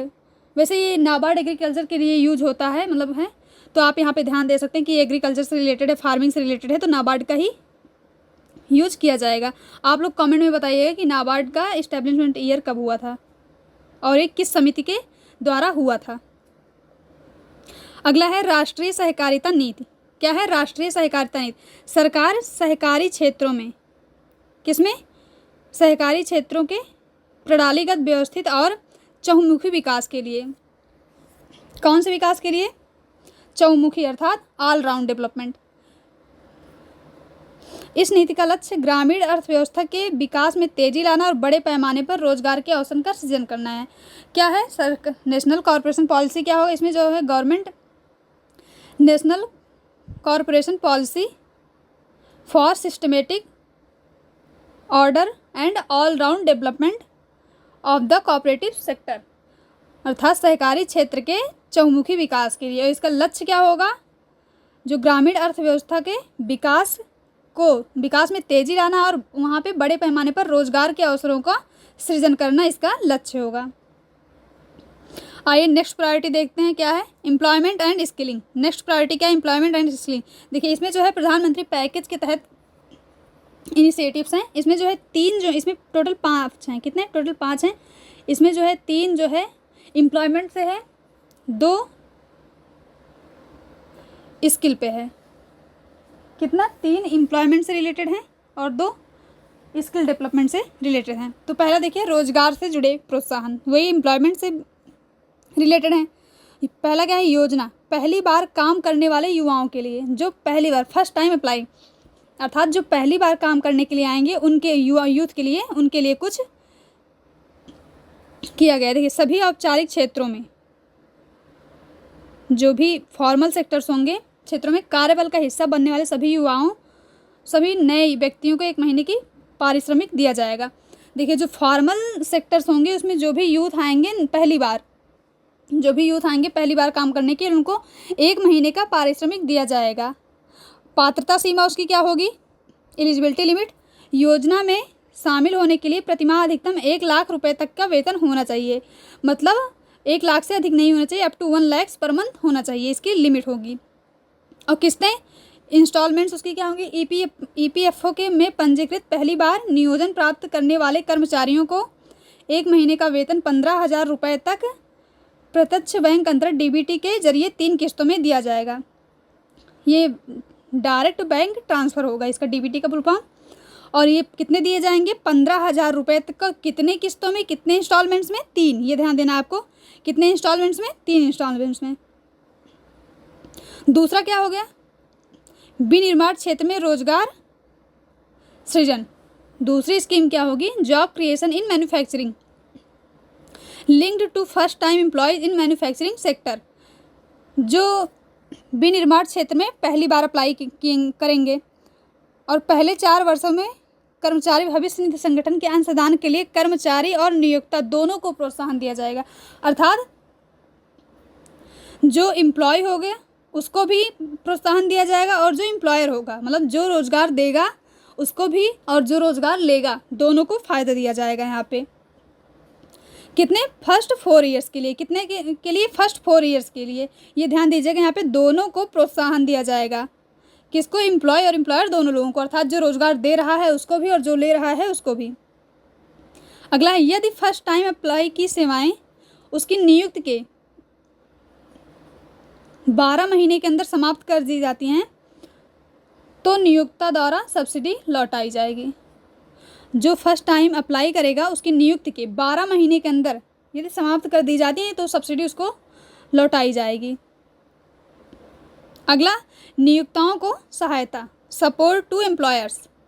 सरकार सभी नए कर्मचारियों के लिए 2 साल तक नियोक्ताओं के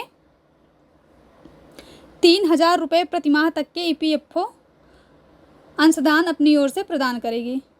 कितना? 2 साल तक के लिए। कितने ईयर्स के लिए? 2 ईयर्स के लिए। कितना? 3,000 रुपये प्रतिमाह, पर मंथ ईपीएफओ के अंशदान अपनी ओर से प्रदान करेगी। किनको? सभी नए कर्मचारी जो होंगे उनको। इन योजना में सभी क्षेत्रकों में 1 लाख रुपये प्रतिमाह तक के वेतन वाले सभी अतिरिक्त नियोजनों को कवर किया जाएगा। वही अप टू 1 लाख जिनका होगा सैलरी उनको कवर किया जाएगा, इससे ज़्यादा वालों को नहीं। नए कर्मचारियों को ईपीएफओ में नए प्रवेशकर्ता होने की आवश्यकता नहीं है, अर्थात जो पुराने हैं उनको भी, उनके ऊपर भी ये स्कीम लागू होगी। जो नए हैं ज़रूरी नहीं कि उन्हीं के ऊपर, जो पुराने हैं कर्मचारी उनके ऊपर भी यह लागू होगी। अब देखिए यहाँ पर 3 स्कीम्स आपने पढ़ी, किससे रिलेटेड? एम्प्लॉयमेंट से। अब 2 नेक्स्ट स्कीम्स हैं स्किल डेवलपमेंट से। तो यहाँ पे 4th है, यह राज्य सरकार और उद्योग के सहयोग से कौशल विकास के लिए नई केंद्र प्रायोजित योजना है। केंद्र प्रायोजित अर्थात सेंट्रल स्पॉन्सर्ड स्कीम। किसके के लिए? सरकार उद्योग के सहयोग से कौशल विकास के लिए। किसके? स्किल डेवलपमेंट के लिए। राज्य सरकार और उद्योग के सहयोग से और कोई केंद्र, ये जैसे पूछ सकता है इसमें ये केंद्र प्रायोजित है या फिर नहीं, तो ये टोटली सेंट्रली स्पॉन्सर्ड स्कीम है। इसके तहत 5 साल की अवधि में 20 लाख युवाओं को कौशल प्रदान करने का लक्ष्य है। कितने? 5 ईयर्स पीरियड के लिए कितने युवाओं को? 20 लाख। कितने? 20 लाख युवाओं को जो है 5 साल की अवधि के लिए कौशल प्रदान किए जाएंगे। 1000 औद्योगिक प्रशिक्षण संस्थानों को हब एंड स्पोक मॉडल में परिणाम आधारित संस्थान के रूप में अपग्रेड किया जाएगा। कितने? 1000 इंडस्ट्रियल ट्रेनिंग इंस्टीट्यूट्स को, किसको? 1000 इंडस्ट्रियल ट्रेनिंग इंस्टीट्यूट्स को हब एंड स्पोक मॉडल के परिणाम आधारित संस्थान के रूप में अपग्रेड किया जाएगा। अर्थात जो मतलब जो भी इंडस्ट्रियल ट्रेनिंग इंस्टीट्यूट्स हैं उनमें से सेलेक्ट करके 1000 इंडस्ट्रियल ट्रेनिंग इंस्टीट्यूट्स को हब एंड स्पोक मॉडल के रूप में अपग्रेड किया जाएगा। अब 5वीं स्कीम देखिए क्या है। 5वीं स्कीम, यह 5 साल में 1 करोड़ युवाओं को, कितने? 5 ईयर्स में 1 करोड़ युवाओं को 500 शीर्ष कंपनियों में इंटर्नशिप के अवसर प्रदान करने की व्यापक योजना है।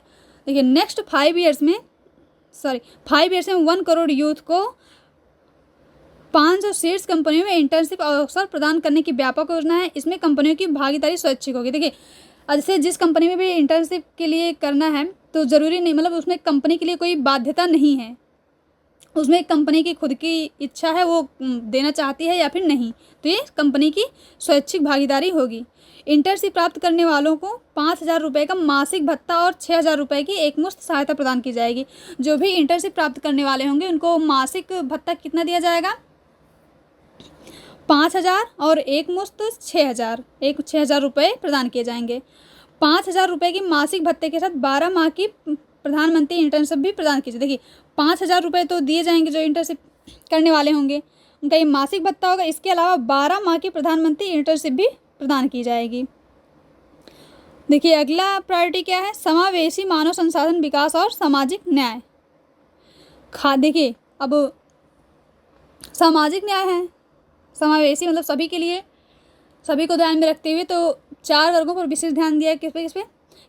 Farmers, youth, poors and womens पर। इनका सर्वांगीण और सर्वव्यापी एवं सर्व समावेशी विकास, अर्थात ऑलराउंड मतलब चहुमुखी विकास कह सकते हैं एक तरफ से। सर्वांगीण, सर्वव्यापी एवं सर्वसमावेशी विकास किसका? फार्मर्स का, यूथ का, पुअर्स का और वीमेंस का। देखिए पूर्वोदय, विकास भी और विरासत भी, ये ध्यान दीजिएगा। पूर्वोदय नेक्स्ट है, पूर्वोदय, विकास भी और विरासत भी। यह संसाधनों से भरपूर बिहार, झारखंड, पश्चिम बंगाल, उड़ीसा, आंध्र प्रदेश जैसे पूर्वी राज्यों के सर्वांगीण विकास की एक योजना। पूर्वोदय में क्या? अभी ये पूर्वोदय से आप पूरा ईस्ट के ही स्टेट्स को ध्यान में मत मतलब रखिएगा। पूर्वोदय नाम है तो फिर पूरे ईस्ट के ही स्टेट्स होंगे तो नहीं। तो देखिए इसमें बिहार, झारखंड, पश्चिम बंगाल, उड़ीसा और आंध्र प्रदेश भी है। क्या है? देखिए अभी मैंने आपको बताया था कि बिहार और आंध्र प्रदेश पर ध्यान दिया जाएगा। तो बिहार, पूर्वोदय में बिहार, आंध्र प्रदेश तो होंगे, कन्फर्म है। बिहार के साथ क्या आता है? झारखंड है, ये दोनों साथ में आते हैं। और इसके बाद आपको 2 ध्यान में देना, पश्चिम बंगाल और उड़ीसा। इनके लिए सर्वांगीण विकास की एक योजना है पूर्वोदय। कौन कौन से राज्य हैं? बिहार और आंध्र प्रदेश, ये दोनों तो होंगे ही क्योंकि एनडीए की सरकार है, तो ये दोनों स्टेट होंगे। और बिहार के साथ क्या आता है? झारखंड, और उसके बाद पश्चिम बंगाल, उड़ीसा, ये 2 आपको ध्यान देना है। तो टोटल कितने होंगे? 5 स्टेट्स। पूर्वोदय किससे रिलेटेड है? 5 स्टेट से। कितने? 5 स्टेट से सर्वांगीण विकास की एक योजना है ये। अमृतसर कोलकाता औद्योगिक गलियारा विकसित किया जाएगा, जिसमें गया में एक औद्योगिक नोड का भी। अब पूर्वोदय में देखिए ये 5 स्टेट्स का जो है ये डेवलपमेंट होगा, और अमृतसर कोलकाता औद्योगिक गलियारा विकसित किया जाएगा, जिसमें गया में एक औद्योगिक नोड का विकास भी शामिल है। ये ध्यान दीजिएगा आप कि अमृतसर कोलकाता में जो है कॉरिडोर, इंडस्ट्रियल कॉरिडोर जो डेवलप किया जाएगा उसमें इंडस्ट्रियल नोड क्या है? गया है। क्या है? गया है। इसमें आपको कंफ्यूज करने के लिए आंध्र प्रदेश का कोई डिस्ट्रिक्ट दे सकता है, लेकिन आपको बिहार में है ये, तो ध्यान देना है आपको। अब देखिए यहाँ पे आंध्र प्रदेश पुनर्गठन अधिनियम के बारे में बताया गया है। वित्त वर्ष 2024-25 में 15,000 करोड़ रुपए की वित्तीय सहायता की व्यवस्था की जाएगी। किसके लिए? आंध्र प्रदेश पुनर्गठन अधिनियम में आंध्र प्रदेश के लिए 15,000 करोड़ रुपए की पोलावरम सिंचाई परियोजना को पूरा किया जाएगा ताकि राष्ट्र की खाद्य सुरक्षा सुनिश्चित की जा सके। कौन सी सिंचाई? पोलावरम प्रोजेक्ट ठीक, पोलावरम इरिगेशन प्रोजेक्ट, ये पोलावरम जो सिंचाई परियोजना है किस नदी पर है, तो ये गोदावरी नदी पर है। अगला है विशाखापत्तनम चेन्नई औद्योगिक गलियारे में कोपरथी नोड और हैदराबाद बेंगलुरु औद्योगिक गलियारे में ओरवाकल नोड में जल आपूर्ति, बिजली आपूर्ति, रेलवे, सड़क जैसी आवश्यक अवसंरचनाएं विकसित की जाएंगी। कौन कौन सी? विशाखापत्तनम चेन्नई में इंडस्ट्रियल कॉरिडोर, ये कोपरथी नोड कहाँ पे? विशाखा चेन्नई में कोपरथी नोड, और हैदराबाद बेंगलुरु में कौन सा? ओरवाकल नोड में जल आपूर्ति, बिजली आपूर्ति, जो भी बेसिक नीड्स हैं जैसे जल आपूर्ति, बिजली, रेलवे, सड़क जैसी अवसंरचनाएं विकसित की जाएंगी।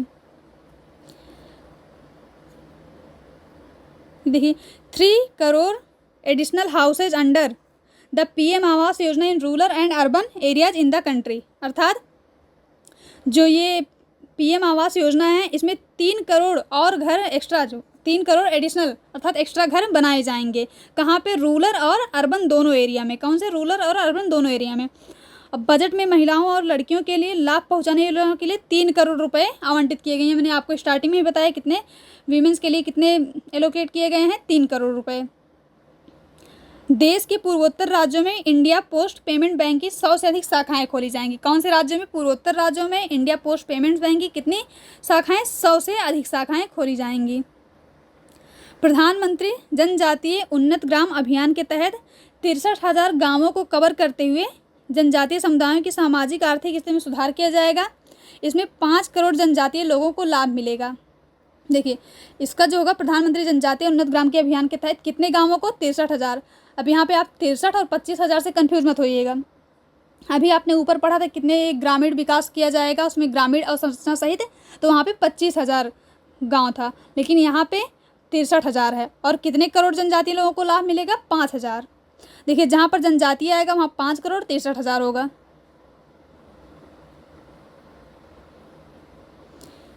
देखिए हमारा एक प्रोग्राम चल रहा है अभी, अगर आपका जैसे करंट अफेयर्स सबको पता है कि बहुत ही इम्पॉर्टेंट रोल होता है, अगर आपका ये सेक्शन वीक है तो अभी भी टाइम है, आप इसको सही कर सकते हैं। हमारा एक current affairs premium batch start हुआ है, ये यूपी पीसीएस आरओ दोनों के लिए है।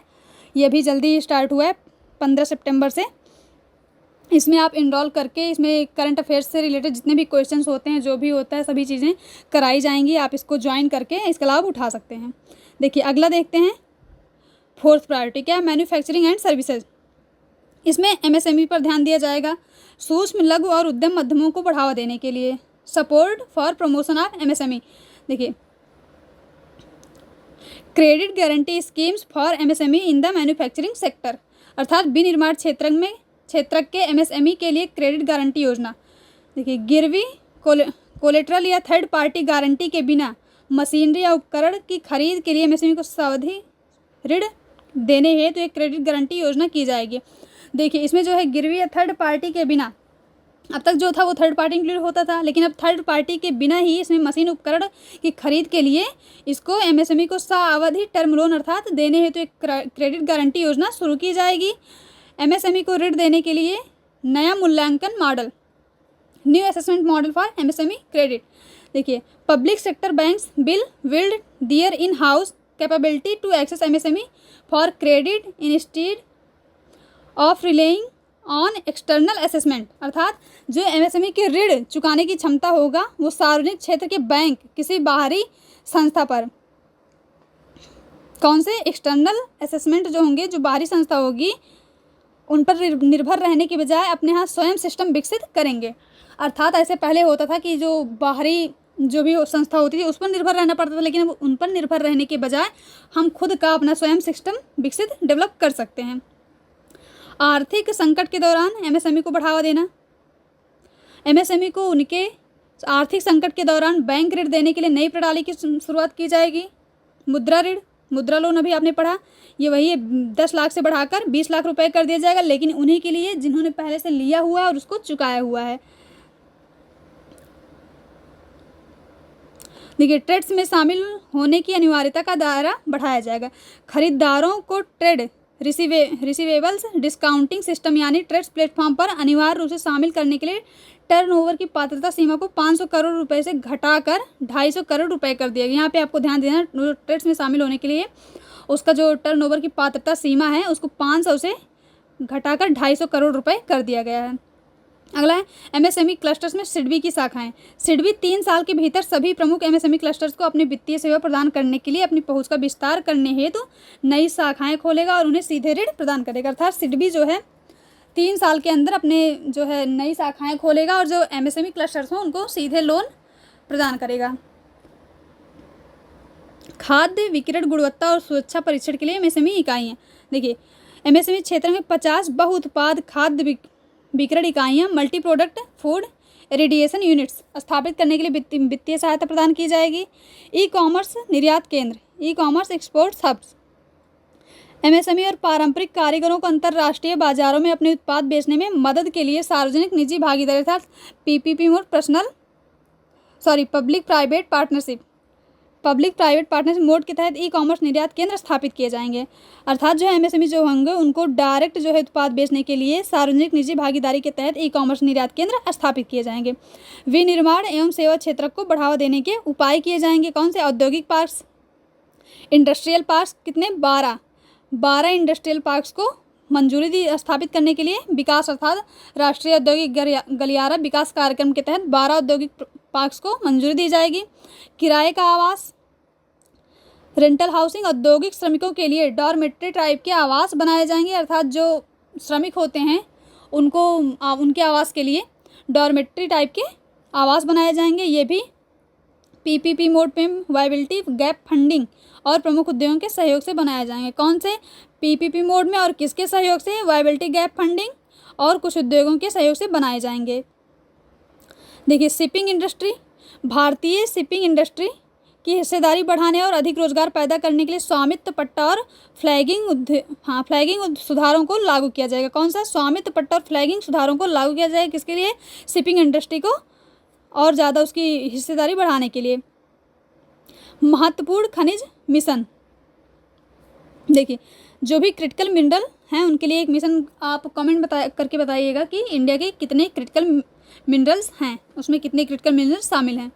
क्रिटिकल खनिजों के देश में ही उत्पादन, रिसाइकलिंग और विदेशों में इन खनिजों के खदानों की प्राप्ति के लिए क्रिटिकल मिनरल मिशन स्थापित करने का प्रस्ताव किया जाएगा। और डीपीआई का उपयोग करके ऋण, ई कॉमर्स, शिक्षा, स्वास्थ्य, विधि, न्याय, लॉजिस्टिक्स, एमएसएमई, सेवा प्रदायगी और अर्बन गवर्नेंस के क्षेत्र में डिजिटल पब्लिक इंफ्रास्ट्रक्चर के उपयोगों को बढ़ावा दिया जाएगा। किसमें किसमें डीपीआई को बढ़ावा दिया जाएगा?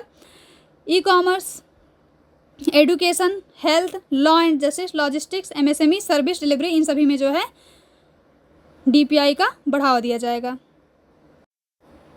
देखिए अगला क्या है? Integrated technology platform for IBC ecosystem. IBC क्या है? Insolvency and bankruptcy code for improving the outcomes under the insolvency and bankruptcy code for achieving consistency, transparency, timely processing and better oversight for all stake holders. ये जो है consistency अर्थात निरंतरता, पारदर्शिता और समय पर प्रोसेसिंग के लिए बेटर ओवरसाइट मतलब बेहतर निगरानी के द्वारा आईबीसी के तहत सभी भागीदारों के लिए एक बेहतर परिणाम सुनिश्चित करेगा। नेशनल कंपनी लॉ ट्रिब्यूनल और ऋण वसूली अतिरिक्त ट्रिब्यूनल स्थापित करने की घोषणा की गई है। कितने अतिरिक्त ट्रिब्यूनल्स स्थापित करने की घोषणा की गई है? नेक्स्ट प्रायोरिटी क्या है? शहरी विकास, अर्बन डेवलपमेंट। देखिए ग्रोथ हब के रूप में शहर, राज्यों के सहयोग से सरकार ग्रोथ हब के रूप में शहरों के विकास की सुविधा प्रदान करेगी। इसे आर्थिक और पारगमन योजना और नगर नियोजन योजनाओं का उपयोग करके उप शहरी क्षेत्रों के व्यवस्थित विकास के माध्यम से प्राप्त किया जाएगा। पहले तो ग्रोथ हब के रूप में शहरों का विकास किया जाएगा और दूसरा शहरों का रचनात्मक पुनर्विकास, परिवर्तनकारी प्रभाव लाने और मौजूदा शहरों के रचनात्मक ब्राउनफील्ड पुनर्विकास के लिए सरकार सक्षम नीतियों, बाजार आधारित तंत्र और विनियमन के लिए एक फ्रेमवर्क तैयार करेगी। किसके लिए? शहरों का क्रिएटिव रीडेवलपमेंट ऑफ सिटीज अर्थात शहरों के रचनात्मक पुनर्विकास के लिए एक फ्रेमवर्क तैयार करेगी। ट्रांजिट ओरिएंटेड डेवलपमेंट, 30 लाख से अधिक आबादी वाले 14 करोड़ शहरों के लिए ट्रांजिट ओरिएंटेड डेवलपमेंट योजनाएं और रणनीतियां बनाई जाएंगी। कितने? 30 लाख से अधिक और कितने आबादी? 30 लाख से अधिक आबादी लोग कितने बड़े शहरों में? 14 बड़े शहरों में। शहरी आवास, urban housing, PM Awas Yojana, ये तो अभी आपने पढ़ा। ये शहरी 2.0 के 10 लाख करोड़ रुपए के निवेश से 1 करोड़ शहरी गरीबों और मध्यम वर्गीय परिवारों की आवास ज़रूरतों को पूरा किया जाएगा। कितने परिवार के? 1 करोड़ शहरी गरीबों मध्यम वर्गीय परिवारों की आवास की ज़रूरतों को पूरा किया जाएगा। किसके तहत? पीएम आवास योजना शहरी 2.0 के तहत। अगला क्या है? जल आपूर्ति और स्वच्छता। बजट में राज्य सरकार और तथा बहुपक्षीय विकास बैंकों की साझेदारी में वित्त पोषण वाली परियोजनाओं के माध्यम से 100 बड़े शहरों में जलापूर्ति, सीवेज उपचार, ठोस अपशिष्ट प्रबंधन तथा वित्तीय रूप से व्यवहारिक परियोजनाओं को बढ़ावा देने की बात कही गई है। अगला है स्ट्रीट मार्केट। जो स्ट्रीट वेंडर्स हैं उनके जीवन में बदलाव लाने के लिए पीएम स्वनिधि योजना की सफलता को देखते हुए स्ट्रीट मार्केट का विकास का प्रस्ताव किया गया है। किसके लिए? स्ट्रीट वेंडर्स के लिए। सरकार द्वारा देश के चयनित शहरों में अगले 5 वर्षों तक प्रत्येक वर्ष 100 साप्ताहिक हाटों और स्ट्रीट फूड केंद्रों के विकास हेतु सहायता प्रदान करने के लिए एक योजना बनाई गई। कितने वर्षों में? 5 वर्षों तक। अगला है स्टाम्प शुल्क। देखिए, केंद्र सरकार राज्यों को स्टाम्प शुल्क की दरें कम करने तथा महिलाओं द्वारा खरीदी गई संपत्तियों के लिए शुल्क और कम करने पर विचार करने के लिए प्रोत्साहित करेगी। देखिए, जो भी महिलाओं के नाम से खरीदे जाते हैं उन पे स्टाम्प शुल्क कम लगता है, तो इसका प्रावधान किया गया है। नेक्स्ट प्रायोरिटी क्या है? Energy security, energy transition. रोजगार, विकास और पर्यावरणीय संधारिता की अनिवार्यताओं को संतुलित करने के लिए एनर्जी ट्रांजिशन पाथवे पर पॉलिसी डॉक्यूमेंट जारी किया जाएगा। एनर्जी ट्रांजिशन के लिए जो employment, growth and environmental sustainability की जो भी अनिवार्यताएं होंगी उनको संतुलित करने के लिए एक ट्रांजिशन पाथवे पर पॉलिसी डॉक्यूमेंट जारी किया जाएगा।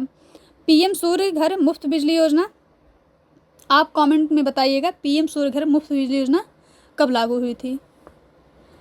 अंतरिम बजट में घोषणा के अनुरूप 1 करोड़ परिवारों को हर माह 300 यूनिट तक मुफ्त बिजली प्राप्त करने में सक्षम बनाने के लिए रूफटॉप सोलर पैनल स्थापित करने के लिए पीएम सूर्य घर मुफ्त बिजली योजना शुरू की गई। कितने परिवारों को? 1 करोड़ परिवारों को कितने? ये चीज़ आप ध्यान दीजिएगा। कितने यूनिट? 300 यूनिट।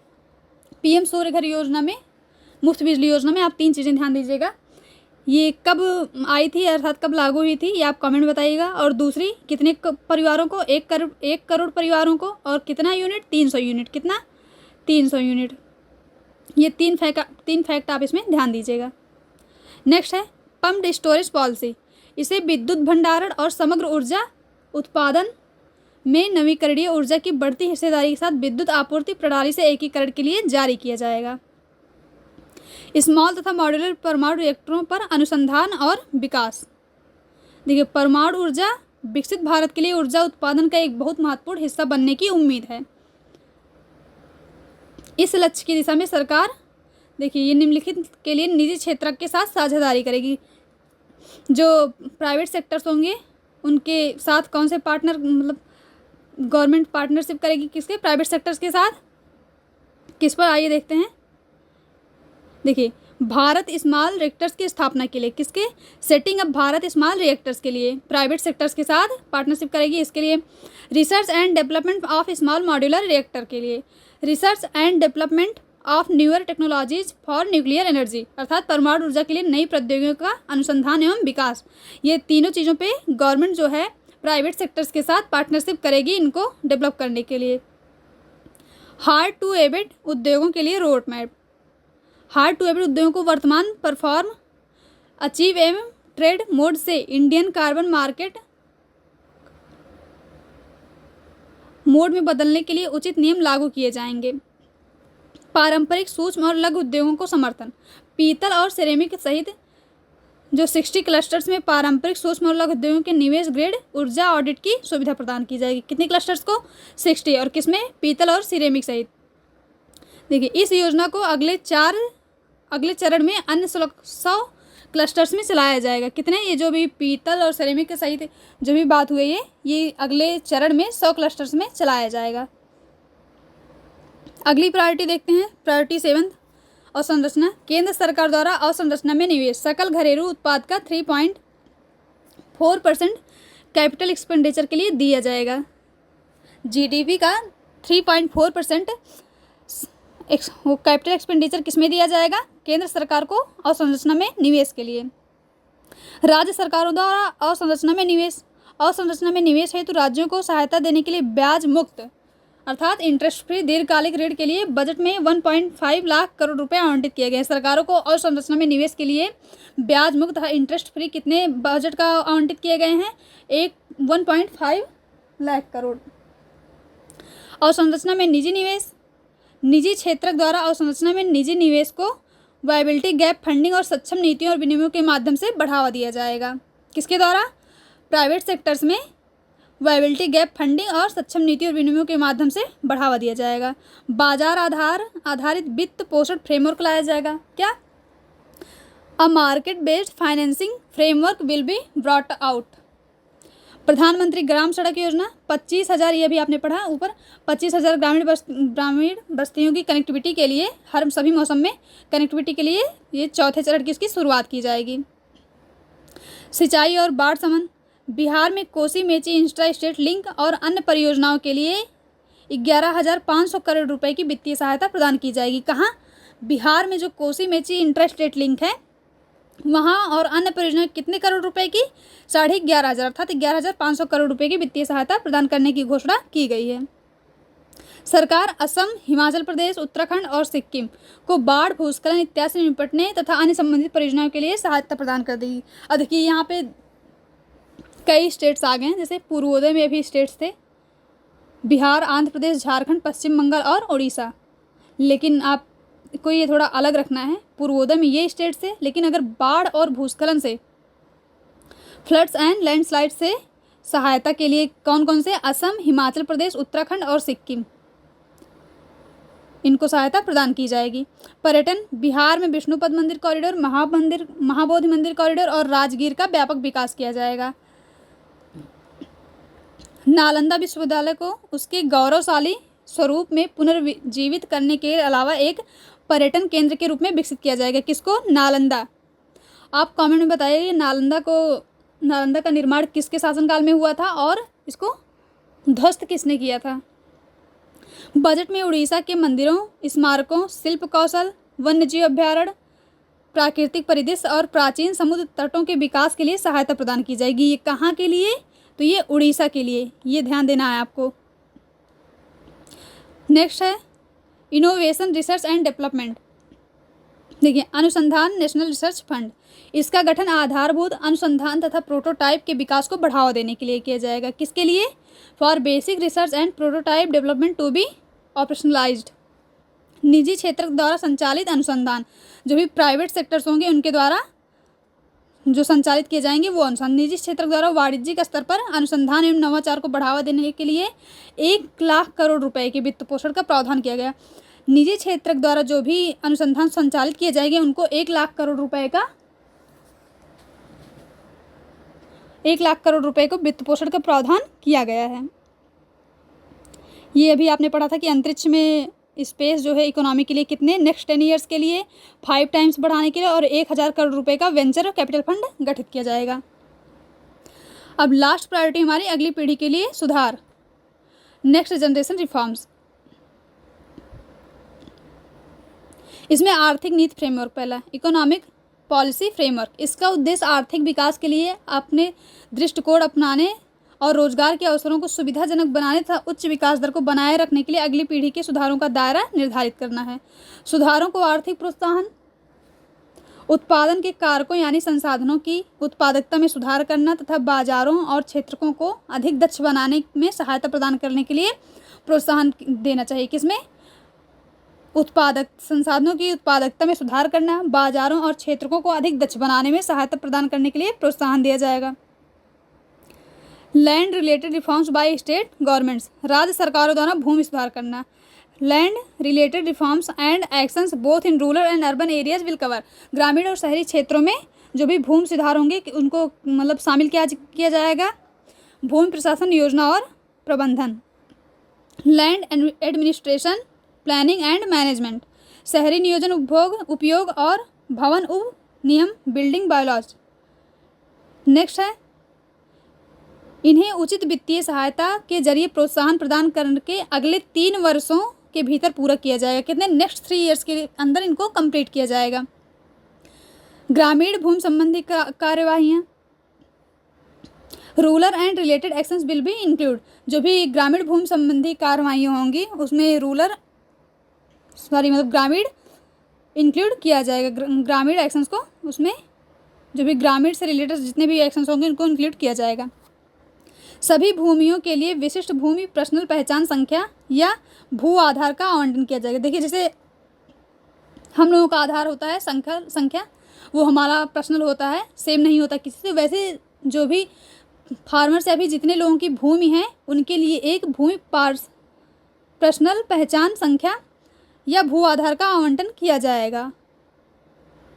पार्सल है ये, सॉरी, ULPIN बोला जाएगा, ठीक है। इसको भू राज्य नीति का डिजिटलीकरण किया जाएगा। वर्तमान भू स्वामित्व के आधार पर नक्शा के उप विभाजनों का सर्वेक्षण किया जाएगा और इस्टेब्लिशमेंट ऑफ लैंड रजिस्ट्री, भू पंजीकरण को सुनिश्चित करना। ULPIN को किसानों के भू पंजीकरण से जोड़ना।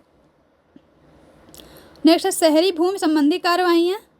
शहरी क्षेत्रों में भूमि अभिलेखों को GIS मैपिंग के जरिए डिजिटल रूप में उपलब्ध कराया जाएगा। किसके? GIS मैपिंग के रूप में। श्रम संबंधी सुधार, इसके तहत ई श्रम पोर्टल को अन्य पोर्टल्स के साथ एकीकृत करके वन स्टॉप सॉल्यूशन की सुविधा प्रदान की जाएगी। जो भी ई श्रम पोर्टल हैं उनको अन्य पोर्टल के साथ एकीकृत करके वन स्टॉप सॉल्यूशन की सुविधा प्रदान की जाएगी। तेजी से बदलते श्रम बाजार, कौशल आवश्यकताओं और उपलब्ध नौकरियों को एक ही स्थान पर उपलब्ध करवाने के लिए ओपन आर्किटेक्चर डेटाबेस तय करना। जो भी श्रम पोर्टल्स हैं अर्थात उनको अन्य पोर्टल्स के साथ एकीकृत करके एक ही जगह वन स्टॉप सॉल्यूशन जो सुविधा प्रदान की जाएगी,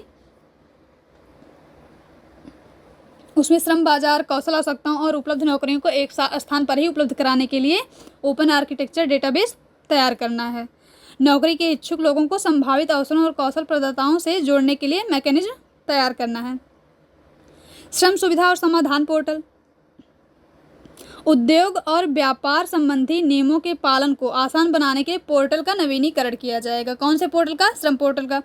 पूंजी और उद्यमिता संबंधी सुधार किए जाएंगे। वित्तीय क्षेत्र के लिए दृष्टिकोण और रणनीति,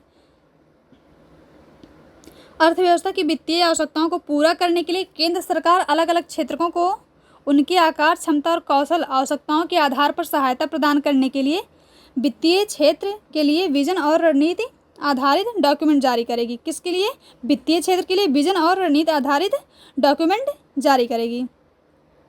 जलवायु फंड के लिए टैक्सोनॉमी, जलवायु अनुकूल और समन गतिविधियों के लिए पूंजी की उपलब्धि को बढ़ावा देने के लिए, जैसे जलवायु अनुकूल जो भी समन गतिविधियाँ होंगी उनको पूंजी की उपलब्धता का बढ़ावा दिया जाएगा। इससे देश की जलवायु संबंधी प्रतिबद्धताओं को पूरा करके ग्रीन ट्रांजिशन की सुविधाजनक को बनाने में मदद मिलेगी।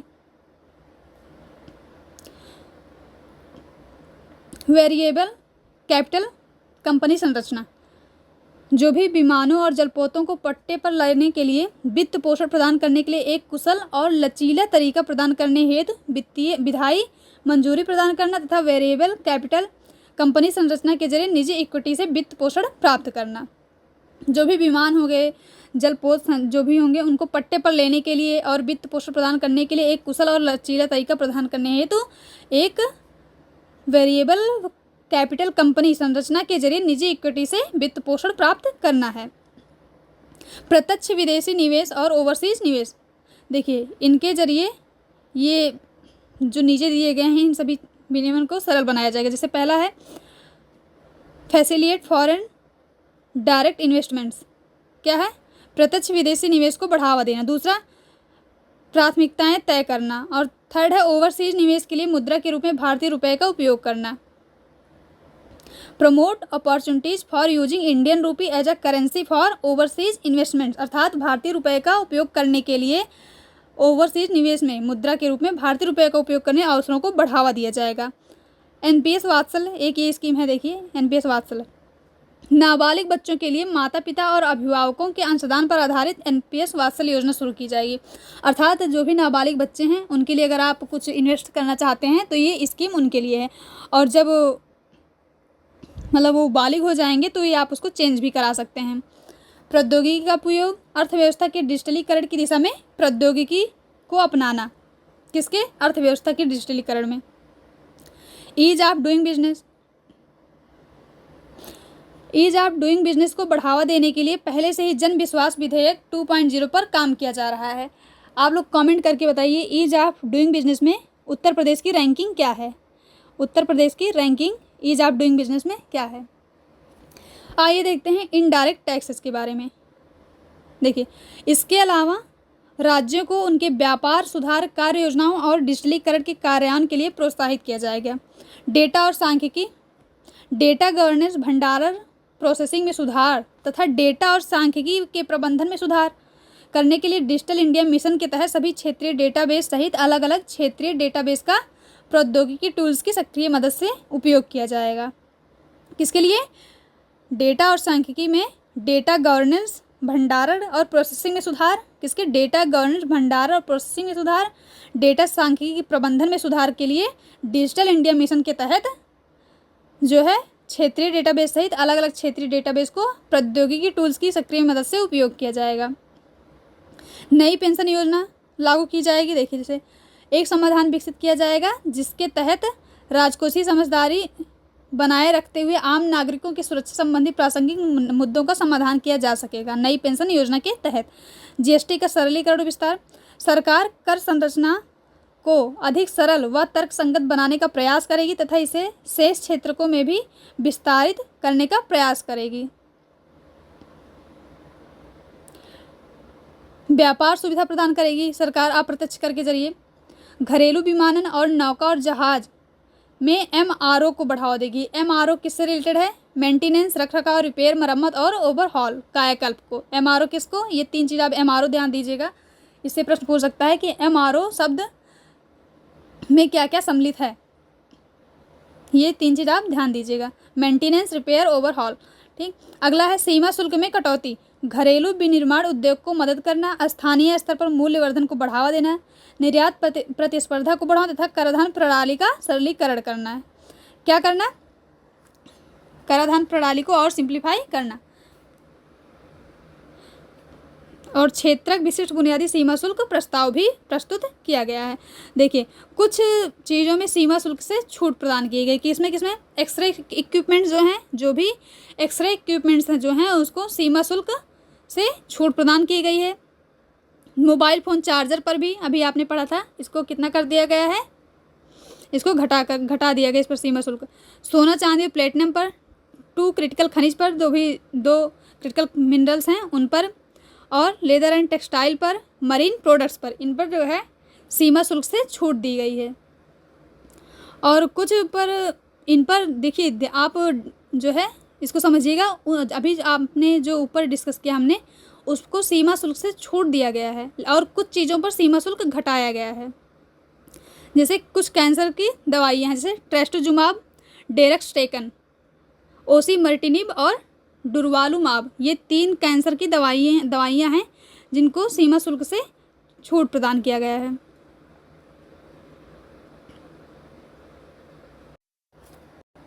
अगला है देखिए मैन्युफैक्चरिंग ऑफ रजिस्टर्स, इस पर भी सीमा शुल्क से छूट प्रदान किया गया है, सॉरी घटाया गया है, छूट तो नहीं, घटाया गया है इस पर। Ferro nickel, blister copper, ferrous scrap और निकिल कैथोड पर भी घटाया गया है। जो भी 25 क्रिटिकल मिनरल्स हैं उन पर भी घटाया गया है। देखिए, 2 क्रिटिकल मिनरल्स पर छूट प्रदान की गई है और 25 क्रिटिकल मिनरल्स पर घटाया गया है। सौर सेल पैनलों के निर्माण में उपयोग की जाने वाली पूंजीगत वस्तुएं, capital goods for use in manufacture of solar cells and panels में इनको भी छूट प्रदान की गई, घटाया गया है।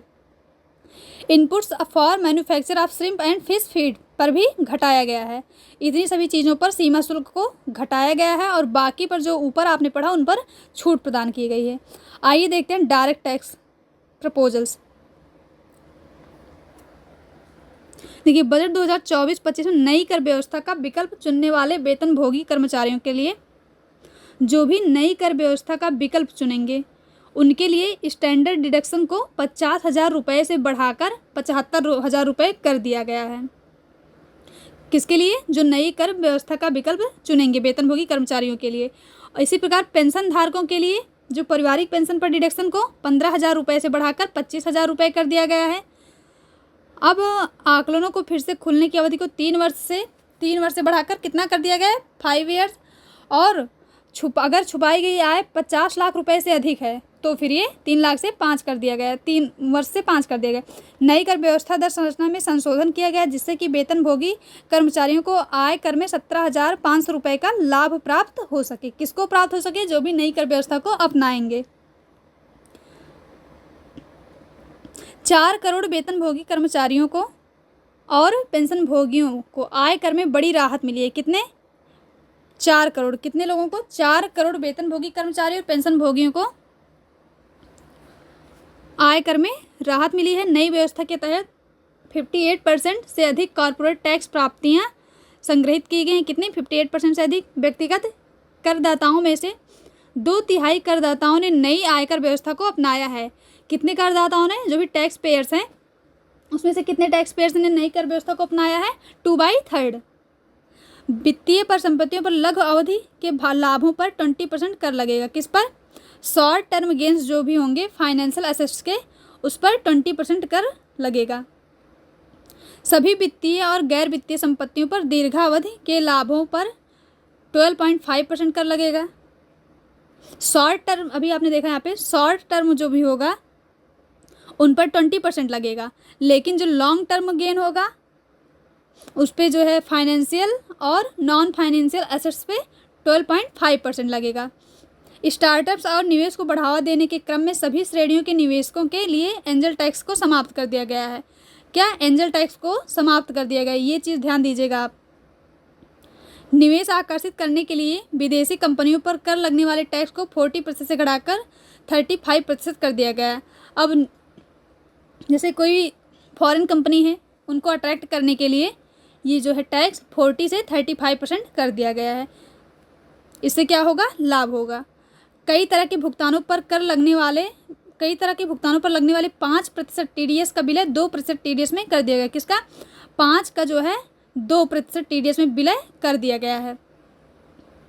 निम्न और मध्यम आय वर्ग के लोगों के लिए पूंजीगत लाभ पर छूट की सीमा को बढ़ाकर 1.25 लाख रुपए प्रतिवर्ष किया गया है। किस पर?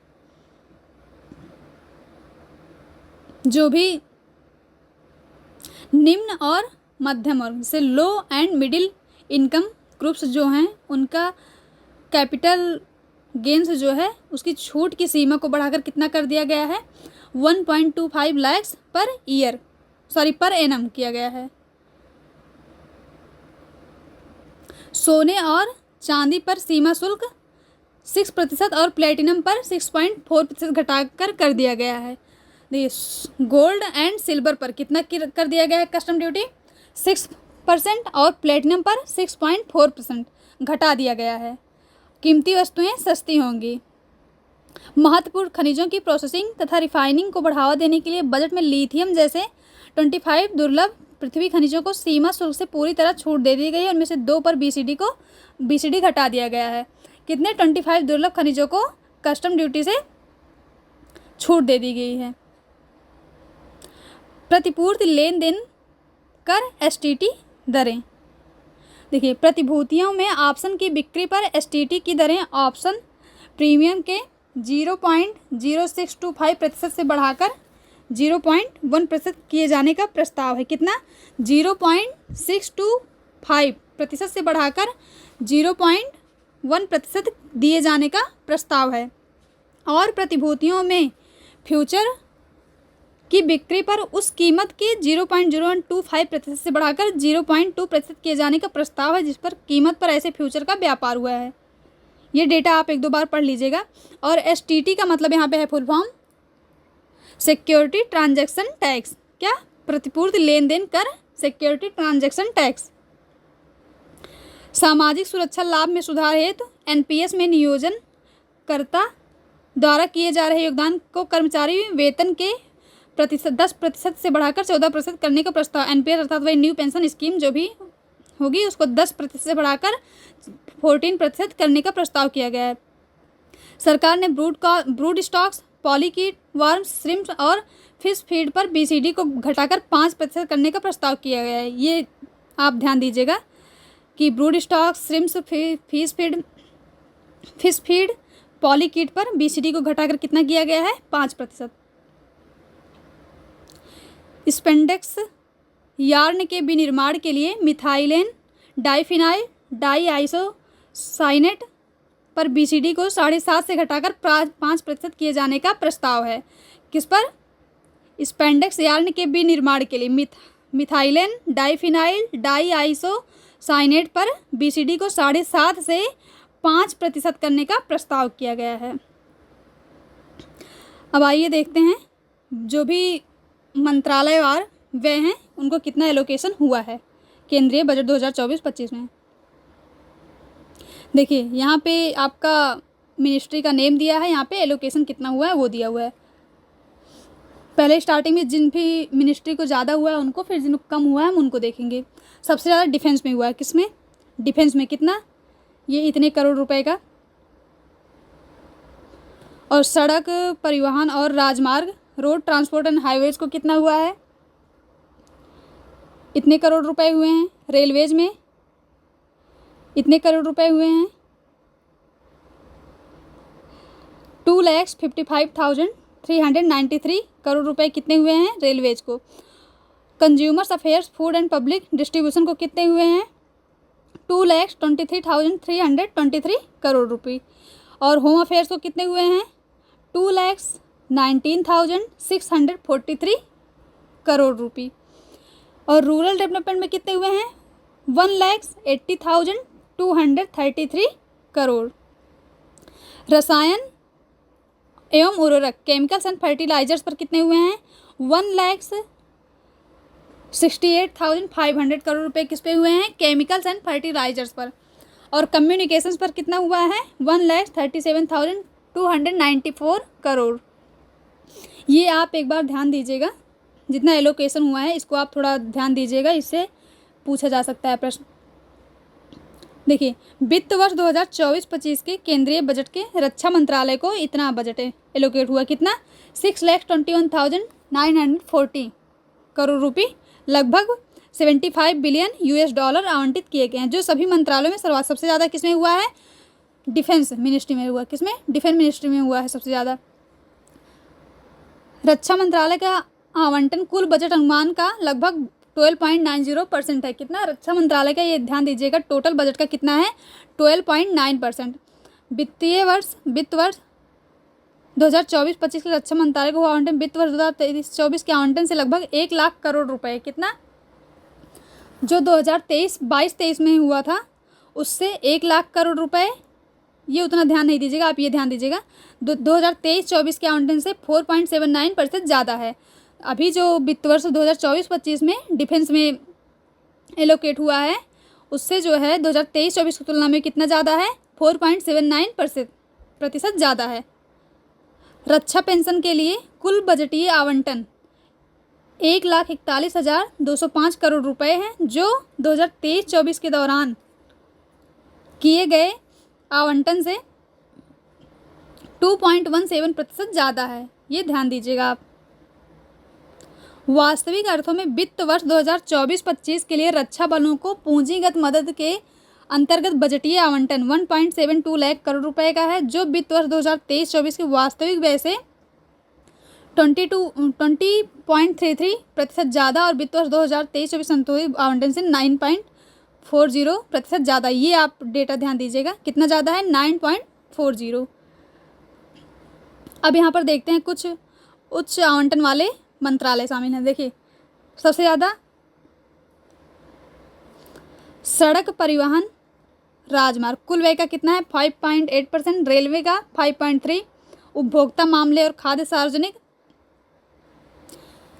कितने हैं? 4.6। ये अन्य जो भी मंत्रालय हैं ये उनका है एलोकेशन।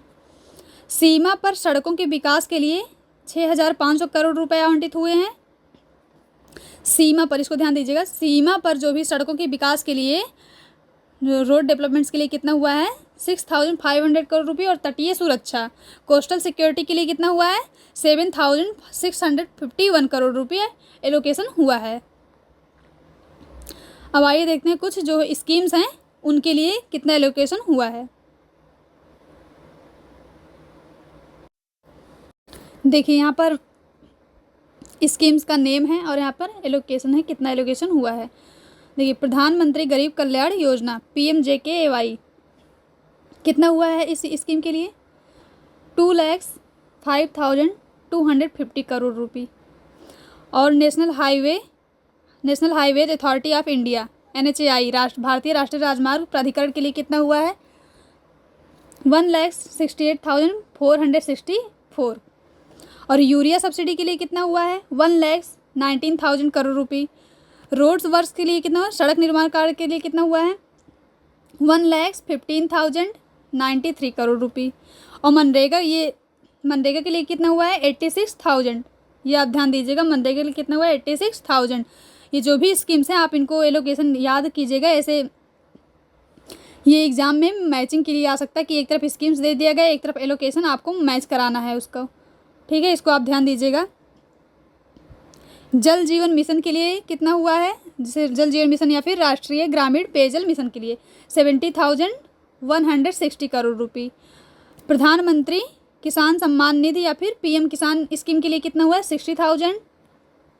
प्रधानमंत्री आवास योजना रूरल ग्रामीण के लिए कितना हुआ है? 54,500 करोड़ रुपये। पोषक तत्व आधारित सब्सिडी के लिए कितना हुआ? 45,000 करोड़ रुपये। एयरक्राफ्ट एंड एरो इंजन्स के लिए कितना हुआ है? 40,278 करोड़ रुपये। सोलर पावर ग्रिड के लिए कितना हुआ है? 10,000। अब यहाँ पर देखिए जो भी स्कीम्स है उनके छोटे उसमें साइज में जो एलोकेशन हुआ है उनका दिया हुआ है, तो ये आप ध्यान दीजिएगा। सोलर पावर ग्रिड वाला, क्योंकि अभी सोलर पैनल वाला जो स्कीम चल रहा है वो भी इम्पॉर्टेंट है, तो इसका आप ध्यान दीजिएगा कितना हुआ है? 10,000। सेमीकंडक्टर का विकास और डिस्प्ले विनिर्माण के लिए कितना? 6,903। Lines of credit under IDEA scheme के तहत कितना हुआ है? 3,849 करोड़ रुपये। न्यूक्लियर पावर प्रोजेक्ट्स के तहत कितना हुआ है? 2,228 करोड़ रुपये। औषध उद्योग के लिए PLI, किसके लिए? PLI फॉर फार्मास्यूटिकल इंडस्ट्री के लिए कितना हुआ है? 2,143 करोड़ रुपये। डायरेक्ट बेनिफिट ट्रांसफ़र LPG के लिए, प्रत्यक्ष लाभ अंतरण LPG के लिए कितना हुआ है? 1,500 करोड़ रुपये। अनुसंधान और विकास परियोजनाओं रिसर्च एंड डेवलपमेंट प्रोजेक्ट्स के लिए कितना हुआ है? 1,200 करोड़ रुपये। इन सभी के लिए इतना एलोकेशन हुआ है। इसको आप याद कीजिए, इसको आप ज़रूर से ध्यान दीजिए क्योंकि इससे क्वेश्चंस पूछे जाते हैं। ये हमारे टेलीग्राम चैनल्स हैं, अगर आपने ज्वाइन नहीं किया तो ज़रूर ज्वाइन कीजिए। और हमारा यूट्यूब चैनल है उसको भी सब्सक्राइब कीजिए, लाइक कीजिए। अगर आपको वीडियो अच्छा लगे तो इसको शेयर भी कीजिएगा। और अगर कोई भी डाउट हो तो आप कमेंट सेक्शन में पूछ सकते हैं।